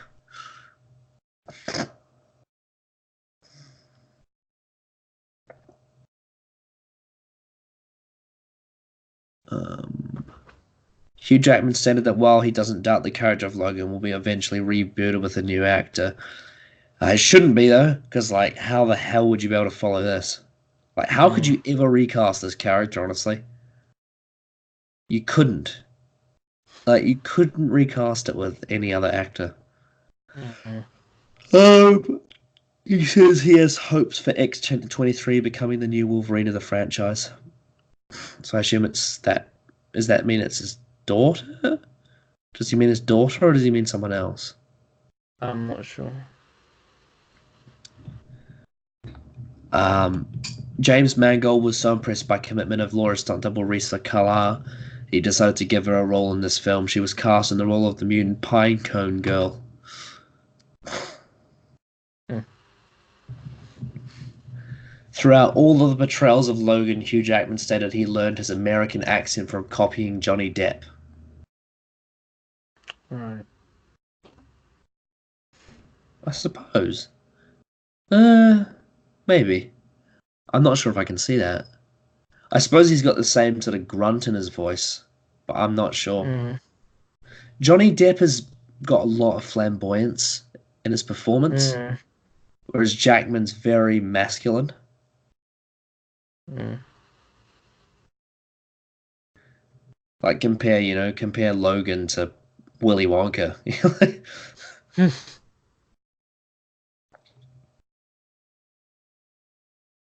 um, Sir Patrick Stewart complained. Not complained. He claimed he never complains of anything. Uh, Sir Patrick Stewart claimed that much of the dialogue at the dinner table scene in which Logan and Professor X tell the family about the school for mutants was improvised by the actors at the request of James Mangold after having filmed takes of scripted dialogue. Interesting. It was improvised. Mm. Um, Apparently, the sonic blast was done by shooting shaky footage and then restabilizing the frame in post-production, resulting in footage containing strange motion blur with the smearing effect. This is both organic and very unusual. The team shot the sequences slightly wider than what was needed, so the shots would be blown up to hide the edges of the stabilizing effect. That's quite creative, actually, because that's an effect you can do that's not expensive, but it just takes a lot of good execution. And also, filming whilst just shaking the cam is not easy to get right. Kevin Dunn. Fucking Kevin Dunn and his shaky cam.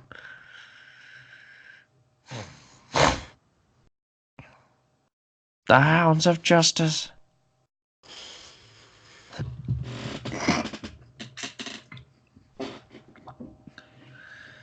Um.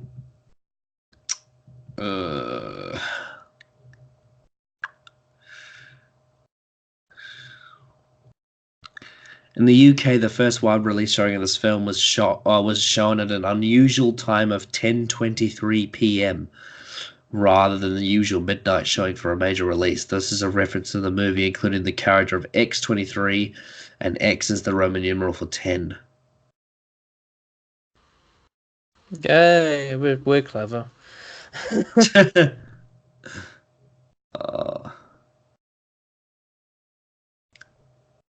Sir Patrick Stewart stated on the Graham Norton show that this would be his last appearance as Professor X. Interestingly, Ian McKellen was on that one, Mm. but he's not in the film. And weirdly, so was James Blunt. That's weird. It was a Graham Norton show with Hugh Jackman, Patrick Stewart, Ian McKellen, and James Blunt. Like, that's... Who's the odd one out there? Mm. James Blunt's very weird because, like, his music is quite softly spoken, yet when you see him on interviews, he, like, swears a lot.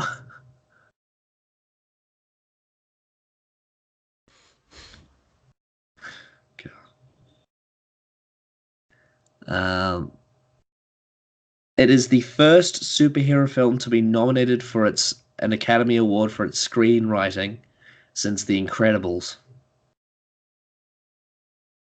Jesus. And that's not even like that's like a parody of superhero films. Well, I mean, it's obviously its own legitimate film, but I mean, it's the only good Fantastic Four film. oh, Pixar. Peak Pixar was something else. Mm.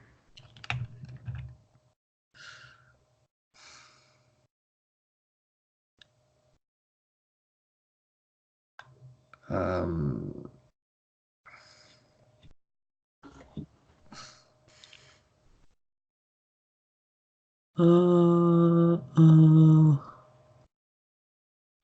Oh yeah, so I didn't have any subtitles for the film. Did you? Did you have any subtitles? No, not for the Spanish stuff, and I have been getting like subtitles before. So I think it was on purpose. Right.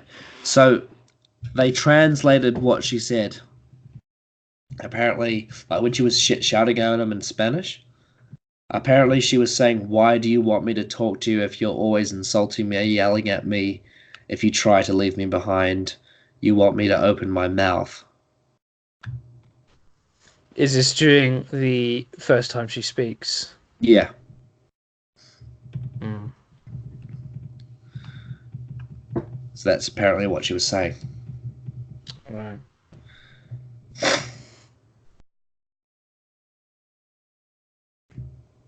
Um. Oh yeah, there was that reference to the Statue of Liberty. And then Yep. Logan's like, "That was a long time ago." And that's a reference to the first film that they both appeared in. Yeah. Yep. Statue of Liberty was a long time ago. Yeah, 17 years in terms of its Yeah. like, in We've terms of watched its release. 17 years worth of films in just over 2 months, nearly three. Yeah. Jesus. Um. Apparently, the R rating for this film was approved after the success of Deadpool. Hmm. That's great. Yeah. Thank you, Deadpool. I'm gonna touch I mean, my life. If Deadpool didn't exist, then this film never would have happened. I guarantee you. Well, it would have happened, but it wouldn't have been as good. Yeah, it would have been PG. Maybe. It's all because Ryan Reynolds said he wanted to touch his large dick with his small hand. Yeah. Yeah. Also, have you seen have you seen my latest upload yet? The one that's on Patreon at the moment? The exclusive access, or is it the other one? Nah, the first season's video. Oh no, I haven't. Okay, after this, I'll go and watch that, Oh yeah, and then well I'll continue doing the stuff that we're doing. yeah, right. Well, Adam talks about how he thinks Deadpool's overrated on that video. Ah, yes, you mentioned that to me during Yeah, in DMs. yeah, yeah. There's like a small section of that video where like we're talking about Deadpool and Ragnarok, and we're trying to like say which one's overrated. I would say, while I love both films, I would say which one, if I had to decide which one's a bit more overrated than the other, I would say Ragnarok, because I think well, God, it's so hard because I think both are great films. I think Deadpool's comedy works better than Ragnarok's, even though I find both funny. I think the structure of Ragnarok's comedy is very slapstick. Still find it funny, but I think Deadpool's is a lot more clever than that. I would say at least some jokes are. Well, Adam says in the video that he thinks that Deadpool's not clever. I So I think we talked about this. It is because Deadpool is clever because it's a comedy film, R-rated, but it has a emotional moral story behind it, and it is actually written well, and it makes you sympathize with Deadpool.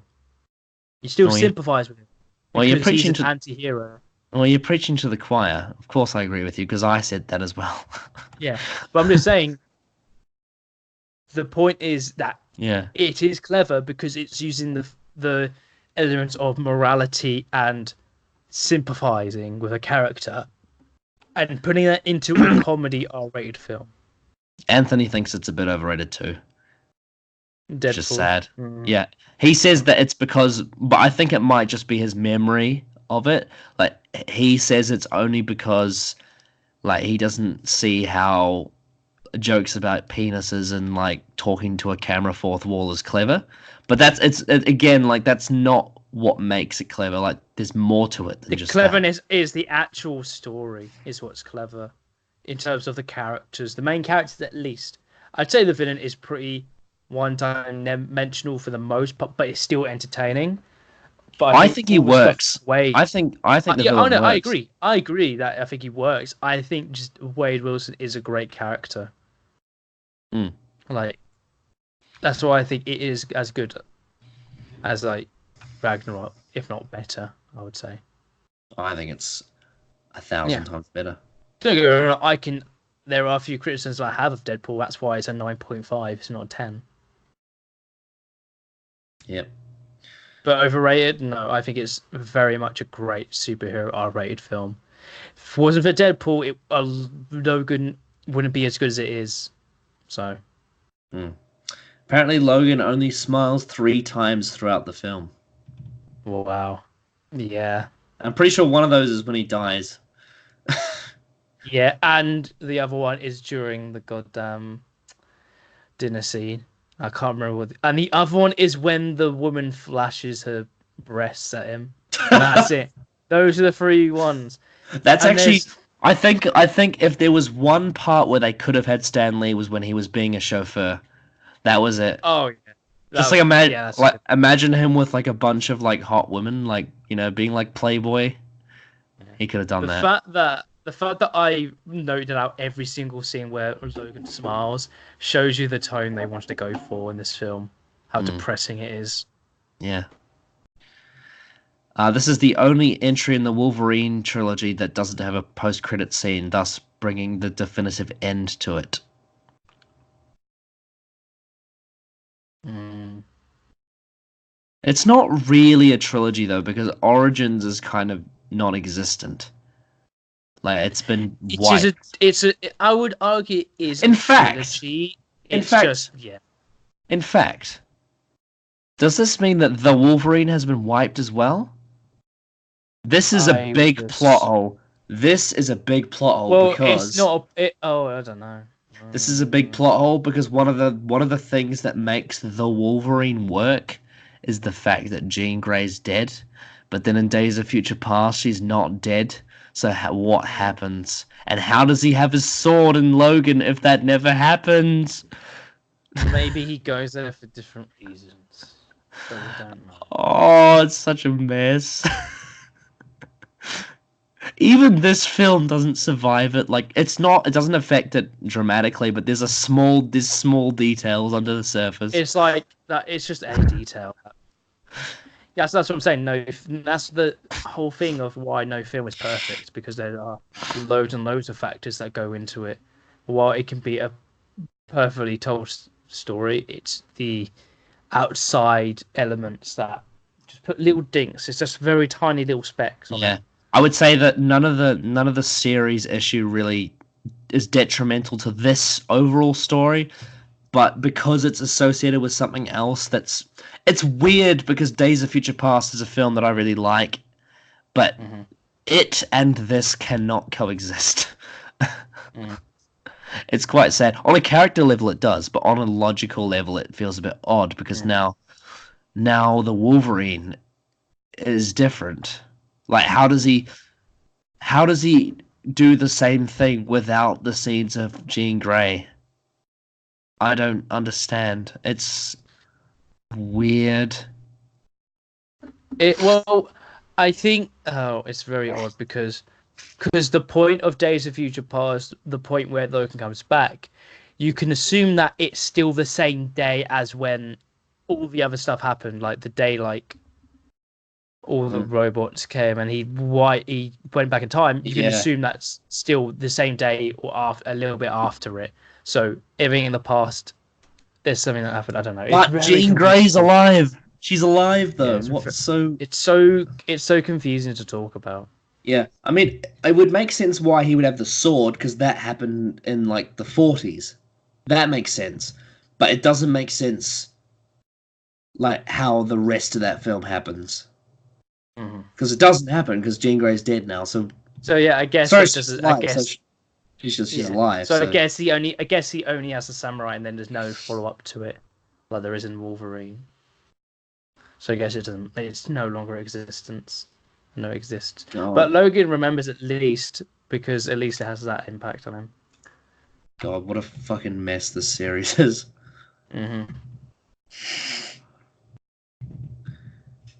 I just knew it. I knew that even though I like Days of Future Past, it would have detrimental effects. It has to. Yeah. Because whenever you do a reset like that, it's always gonna have problems. It's just like continuity, like why reasons happens. It's not even like Well, that doesn't make sense. Well, sometimes it does, but overall, it's like, so in Origins, Scott has his powers, but is still in high school. But in Apocalypse, he gets his powers, but then goes to the Xavier school. So it's that level of, because of the time reset, it doesn't make sense. Yeah, it doesn't make sense because nothing that causes that to Changed. happen has changed. Like, It has Scott's sort of nothing to do with Scott changes from Days of Future Past. Nothing affects him. So why is he different in Apocalypse than he was to Origins? and why and how does Storm become Storm in the original timeline? Yeah. Do they If just find her and then she dyes her hair white instead of it that becoming white? Because of Apocalypse. Yeah. It's those kind of things are like you're not thinking. Think. It's very odd. Though Laura maintains a stern demeanor throughout the film, Daphne Keane had to shoot her fight scenes across several takes because she was having a bit too much fun.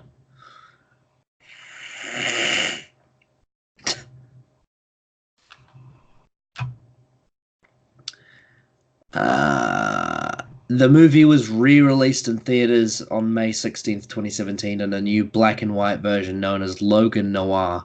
The new edition will I also be have included that. Yeah, on the Blu-ray and 4K release.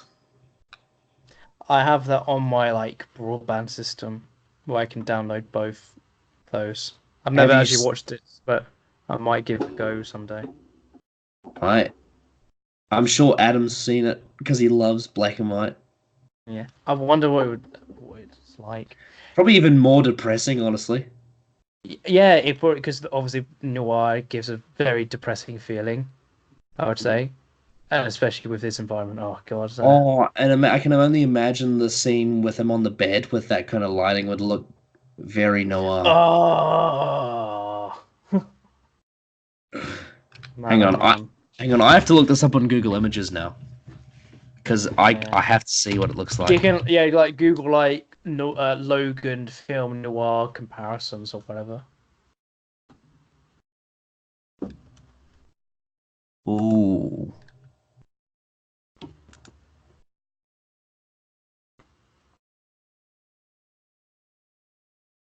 Hmm.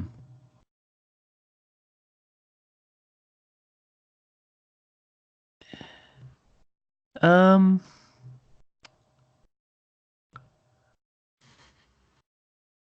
I mean, obviously the Google Images photos aren't exactly high quality, so um. Mm. But yeah, it definitely looks quite depressing. Hmm. Hmm. Interesting. Yeah. I mean, it's definitely got that moody lighting, that's for sure. Mm. One day I'll have a look at that. Hmm. Oh, and also got to mention that, like, I love the fact that they use Johnny Cash music in this film, Yeah, they especially for did the it intro. in the trailer. They used God, I can't remember what the song was called, but they used one of them, and it's so good. It's probably one of my favorite trailers ever. Oh yeah, there's something so foreboding about Johnny Cash's music. Mm. But they used it for when the credits rolled as well. I remember. Yeah, I'm gonna put a couple of the photos from.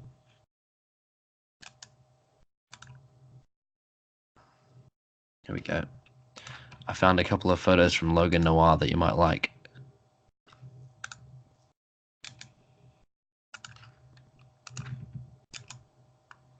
That's cool. That's really good. There's another one as well. Yeah.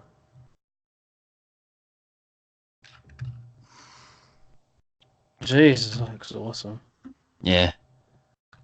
So I think the next time whenever I get around to watching this film again, I think I'll probably watch the noir version. Yeah.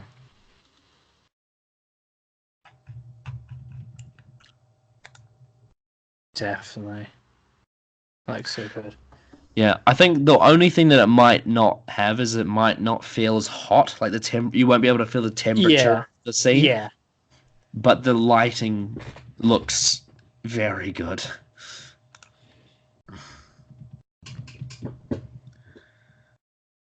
Um, oh, and X-Men It, 2.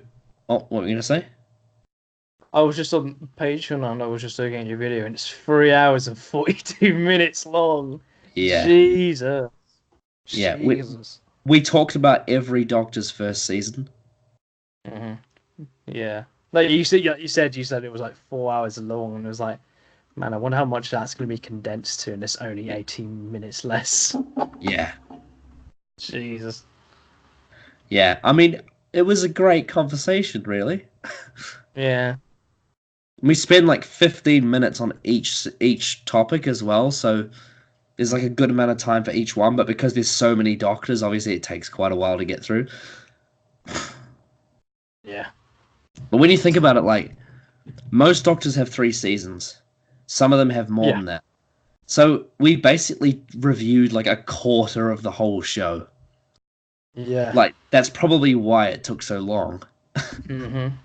So to review the whole show, you would need about 12 hours to discuss it all if you're going to do it equally. Well, that's only discussing it as like a season in regards to how does it suit like the Doctors? Yeah. Yeah. Because that's not even getting into the individual stories either. Yeah. So if you ever want to do a full review of Doctor Who, it's going to have to take like 24 hours. Yep.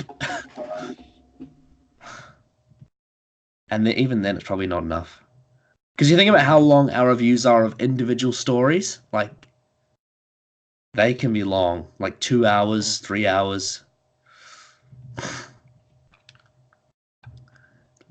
But yeah, it's a long video, but I think it's worth it. It just, I mean, the guy Asmat Mahmood who requested it left a comment saying that he loved it, so I'm glad because I want the Patreon request videos to be worth watching. You know, I want Yeah. the reward of Yeah. it to be substantial.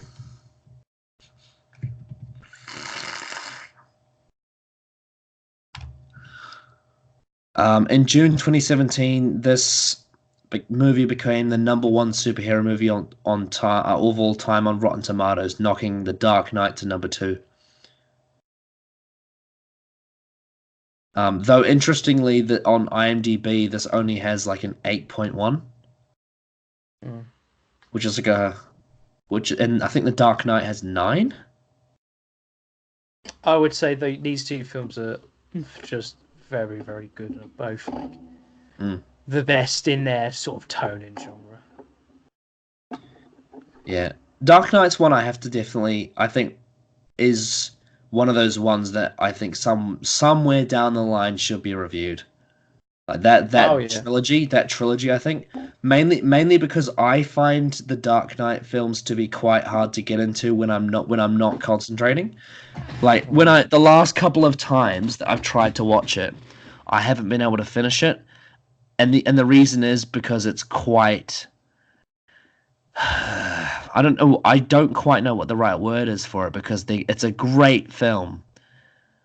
But if I'm not in the mood for it, I find it very hard to get into. Aside from the Joker scenes, like the Joker scenes are always great, but everything else takes effort. And I think part of the reason why is it's best watched in a series of films. Like my best experience of The Dark Knight was when I watched it after Batman Begins, because it has all this context to it. But yeah, I think somewhere down the line, that's a good option. Um, and I'm questioning whether or not it should be like before or after the DCU. Because like, Mhm. do you want it to like be before, so you could be like, this is how you do it, and this is how you not do it, or you do it after, where it's like your reward for getting through it. Well, it depends on your perspective on Dark Knight Rises. Dark Knight Rises may have its issues, but I have confidence that it's not at the same level as some of the DCEU fuck ups. Mm, It's I still don't obviously know. it's still a Christopher Nolan film. It still has good acting. It still has, it's got Tom Hardy as Bane. It's still got some good Yeah. cinematography. It's still professional and stylish, though. Yeah, it's a bit weird though. Like It's some very weird choices were made, I think. I also would say part of the problem is that it had to be a sequel to The Dark Knight, which is very hard to get right. yeah.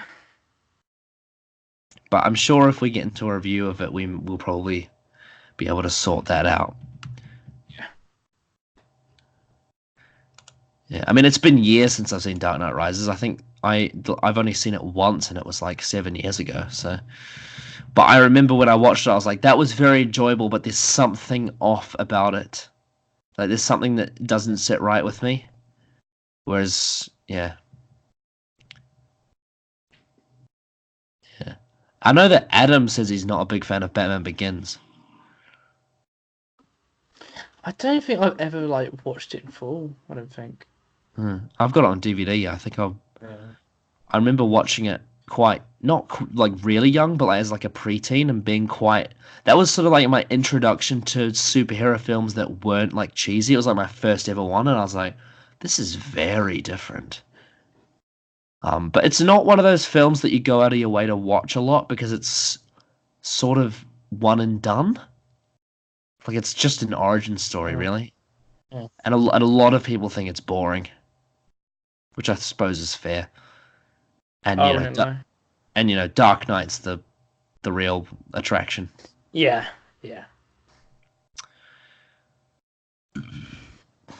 It's just like Brian Table said. Trilogies, we love them. Yeah, but What a again, stupid like line that was. I think the one thing that's consistent throughout all three of those films is the main actors who play the villains: Liam Neeson, Hmm. Heath Ledger, and Tom Hardy. I think all three of Yeah. them are great and iconic. Yeah. Um, oh yeah, so X-23 is Laura. So Yeah. Hugh Jackman wants her to be like the next Wolverine. Good. Because I think she Um, should in 6 years' time. How old is she now? She's like 14 now, like you yeah. said. Mm. So like in 6 years' time, that could be like, or even three, like a young teenager Wolverine. I think that'd be very interesting to do. Yeah, I mean, I was saying something along the lines of like originally that I would love to have seen Tom Holland's Spider-Man grow old in the MCU, but unfortunately, we'll never get that now. Yeah. I mean, not the end of the world, but yeah, we're not going to get that. Ian McKellen expressed interest in appearing in this film. Eh, Um, I mean, it would have been yeah. nice, but I don't really see where Magneto would have fit in, unfortunately. It depends on how they would change the script, or if it was before they finished it, how they would work around it. I don't know. I I think the thing think is, it's great as it is. yeah, I think the absence of Magneto helps aid Professor X's insanity. Yeah. And also, I think Days of Future Past was a great end for him. I agree. I think so. Because it's the end of their rivalry between Magneto and Professor X. It's like Yeah, that's where it's sort of, yeah. and Apocalypse ruins it. Though there are some small, little, nice bits in Apocalypse, but Yeah. very, very small and surrounded by shit. Yeah. Uh, According to James Mangold, the collapsed water tower that Charles stays in and the abandoned Mexican smelting plant was supposed to be a dark reflection of Cerebro. Oh, Ah. that's awesome. Yeah. Wow. It does feel like that actually when you think about it, because it's such a massive dome, but it's more But it's rusted. It's more, broken. yeah. It's more worn down. So. This is the second longest X-Men movie behind Apocalypse. Didn't feel like it. Fucking X-Men 2 felt way longer than this. Oh yeah, X-Men 2 felt so much longer. Then both this and Apocalypse, I would argue, it felt way longer. Yeah. But this one earned its length. Yeah.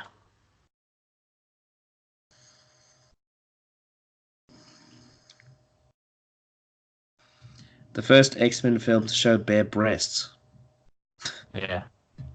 Only the third Marvel film after The Punisher and Deadpool. Have any of the MCU films shown bare breasts? Nope, Can't remember. because none of them are rated R. Yeah, thought so. It's just checking. I was thinking like has Iron Man shown it, but obviously not. Nope. No. No. Though I think Iron Man's sort of more like comedic with its sex scenes. Yeah.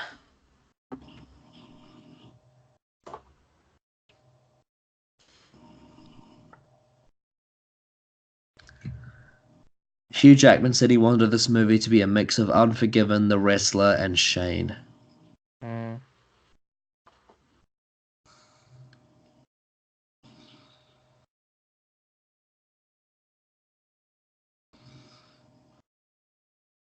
This movie takes 6 years after Wolverine woke up in the alternate 2023 at the end of Days of Future Past. Yeah.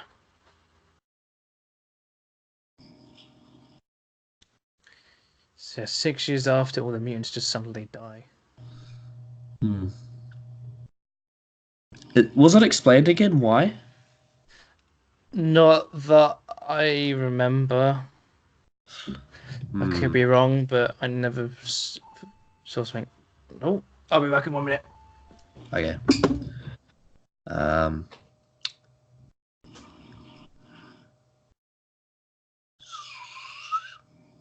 How you guys been? Let us know in the comments. But yeah, I don't remember them mentioning the mutants, how they basically almost became extinct at all. I remember. Yeah, it didn't really explain where they went or how they died. Yeah. The F word is used 35 times. Is I that could more? guarantee. I can guarantee at least a quarter of them was during Logan's outbreak with the car. Yeah. Is that as much as Deadpool or is it more? I think it. Oh wait, I think there was like nearly 100 or something. I don't know. I'm could be wrong there, but I think Deadpool had more. But I could be wrong. Richard E. Grant is the fourth Game of Thrones actor to join X-Men after Peter Dinklage, Ed Skrein, and Sophie Turner. Oh, he's in Game of Thrones a bit. I don't Nope. remember who he plays in that. I'm sure it's blanking on me. I should know this. I'm like a Game of Thrones nerd. Mm. Oh, it's Embaro. Wait, who was his Embaro? Oh, I think I know who that is. Hang on. I'm sure I know who this is. Yes. Okay, yep. He's is a character in season 6. All right. It's during Aya's storyline when she's training to be a faceless man, and she goes to these stage plays, and he's one of the actors on stage. I forgot about that character. I mean, most of like season 5 and 6 is pretty forgettable anyway. Because like it's when they stopped adapting from the books, so it's like a little bit lower in quality, but it's not so bad that it's like, oh, remember that shit? Like, you know how season 8, no one fucking forgets season 8 because it's just terrible, terrible television. But like everyone will bring it up. Whereas with 5 and 6, it's a bit like it's a bit beige because it's kind of like it's not bad, but Yeah. it's just not as good. Yeah. Lost Though some it time. though the last 2 episodes of season 6 are very memorable, um but yeah, for the most part, those 2 seasons are a little bit they've let slipped from my mind, and that was one of the characters that had slipped. But I forgot that it was Richard E. Grant. No, most famous British actors have been in that series anyway. Even Mark Gatiss is in Game of Thrones.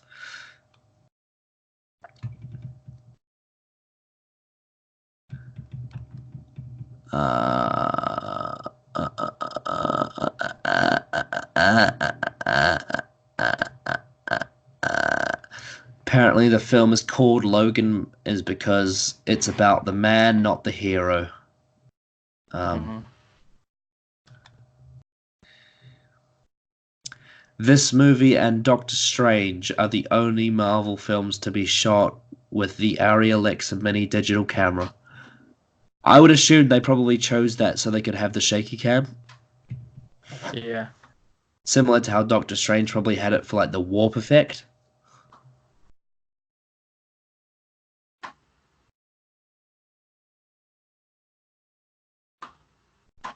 Um,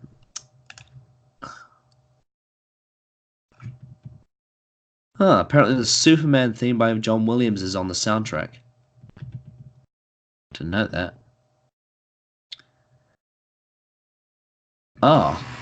Oh yes, there's a reference to the Snowmen because obviously Richard E. Grant played um, the Great Intelligence, but also Ian McKellen played the sort of voice of the Great Intelligence as well. Like, you remember Yeah. that? Mm-hmm. What a waste of Ian McKellen. Yeah. There's so many other roles he could have played. Mm-hmm. I imagine Ian McKellen as the Master, like against Capaldi. Like, imagine if he'd been offered a role like a year after. Though that being said, that would have been around the same time he was filming Days of Future Past, so maybe not. Mm-hmm. I mean, yeah, I always wanted Charles Dance as the Master against Capaldi, but we got Missy, so whatever. Um, there's some really weird trivia's in here. Like, there's one that says this is the first Wolverine standalone movie not to feature Wolverine in the title. Like, it's just such a weird bit of trivia that's so unnecessary. Like, Yeah. it's not even that I mean, interesting. it's It's like true. I it's mean, it's true, true, but yeah. but like, what's interesting about that? It's such a like mute point. I guess you could say it represents that he's no longer Wolverine. He's just someone.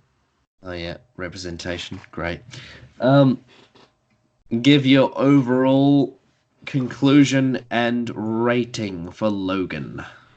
Ah, perfect casting, perfect acting, perfect performances, perfect locations, perfect score, perfect directing, perfect writing.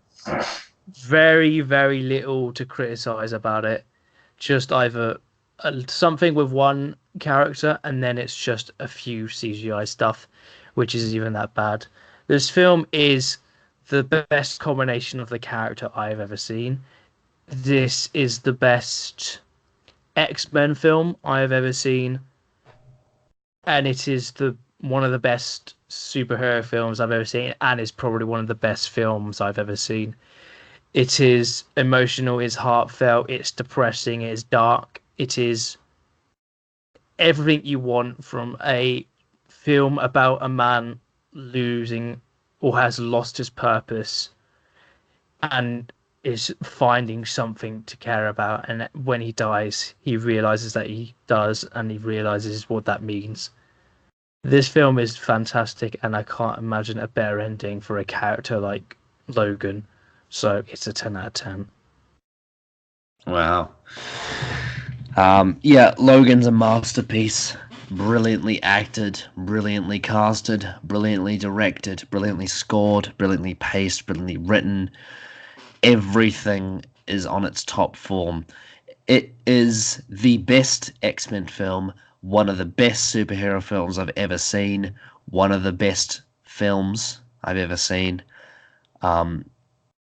I am blown away at the journey that this character's been on, the sense that there are so many films that this character's appeared in that we weren't a big fan of, yet in the last few installments, that being The Wolverine, Days of Future Past, and now Logan. It is ramped up into high gear, and this conclusion is the ultimate conclusion to this character. You could not have done this better. It is basically perfect. Very little negative to say. I'm giving it a 10 out of 10. I'm not going to say it's the best film I've reviewed on this channel, but it's pretty close.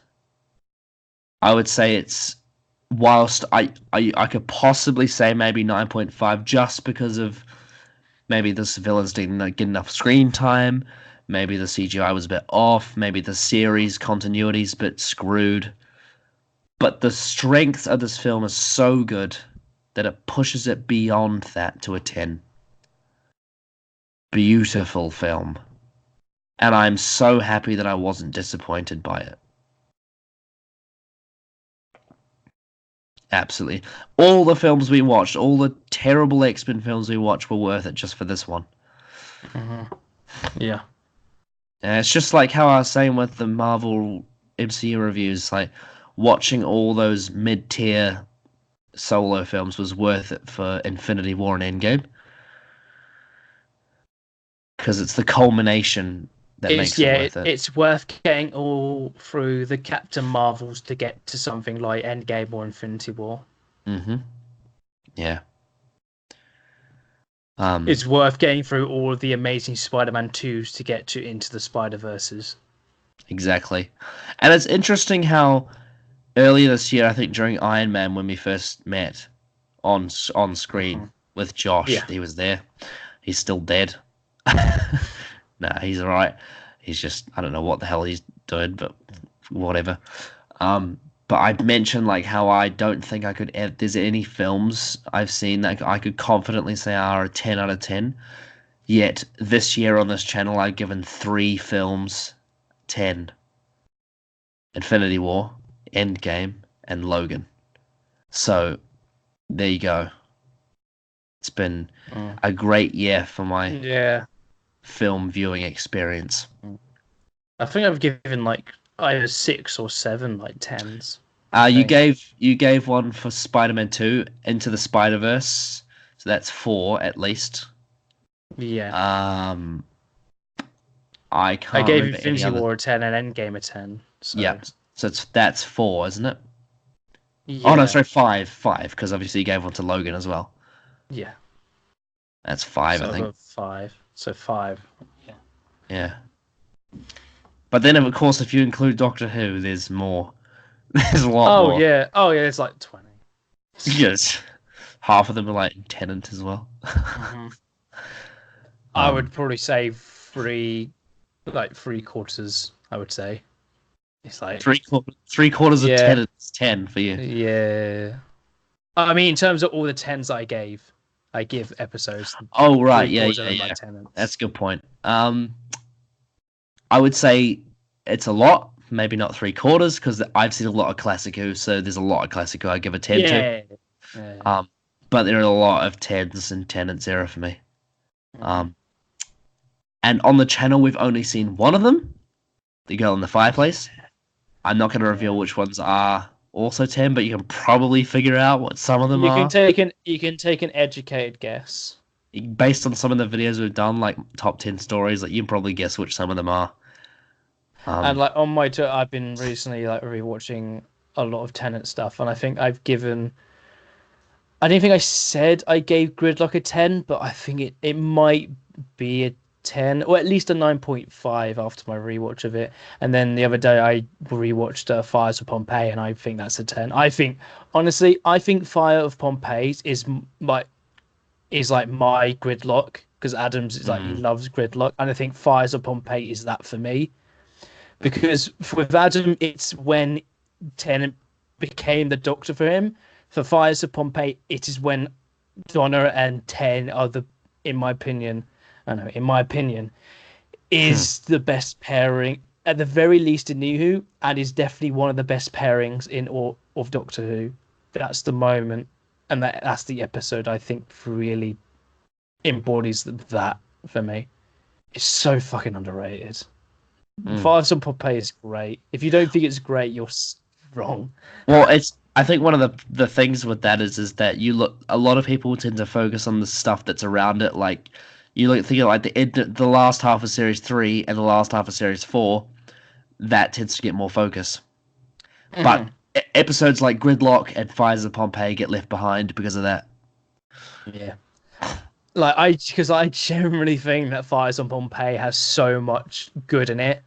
I think the design of the monsters is really cool.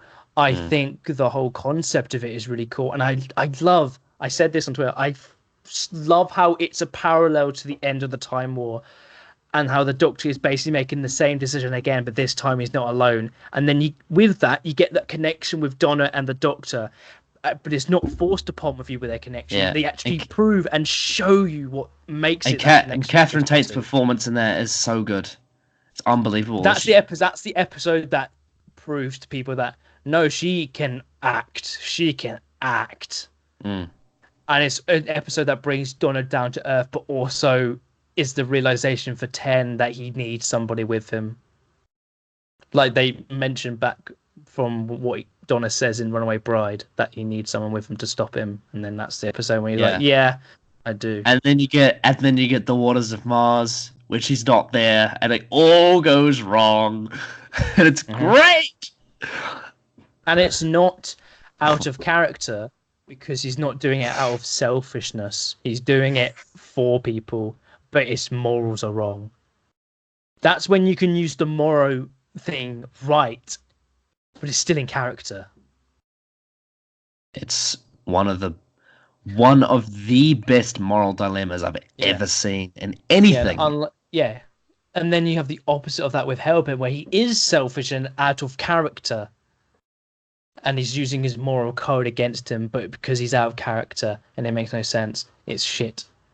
So don't you dare compare Waters of Mars with Hellbent, Hmm. people. Yeah. But yeah, Logan, 10 out of 10. Logan, yeah, Logan's great. It's a Yeah, beautifully told story and a great ending for a yeah. character. I was so worried that I was going to crumble under the hype because there's You been thought it was gonna examples of be. that. You were worried. You were worried it was become the Ragnarok of the X-Men. Yeah, I was. Well, I thought I had a feeling it would be better than Ragnarok. I had a feeling of Yeah, that. but of that scale, I would say like it is way below expectations Mm, for you. So I'm mm, glad it wasn't. yeah, but no, it was fucking good. Yeah, It's fantastic. yeah. Oh,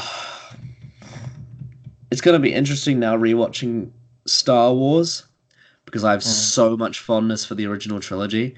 Watching Yeah. it after reviewing a bunch of films that I've given high scores and seeing where Star Wars can match up with its Mhm. age, um, I might like my scores might change in my brain Mm. of Star Wars. Might go up, might go down. I'm not sure, but that See. yeah, but yeah, Logan has hit it has hit the apex. hmm If only this is where the franchise actually ended, and we'd be like, well, it had its problems, but what a perfect ending it had! What a perfect combination. Yeah. Next time though should be interesting because it's Mm. Deadpool 2. Yeah. Um, and if I had absolutely no knowledge of anything, I would probably be like 100,000% excited because I love Deadpool 1. hmm But I am aware that a certain actor is in it. So I will be interested to see how I feel about that. But Yeah. we'll have to wait till next week to find out whether or not it becomes a problem. But Yeah. I have my concerns. Yeah. But yeah, anything else you want to say before we finish? No, I've said everything. Yeah. But yeah, what a journey. Mm. What a character and what a journey.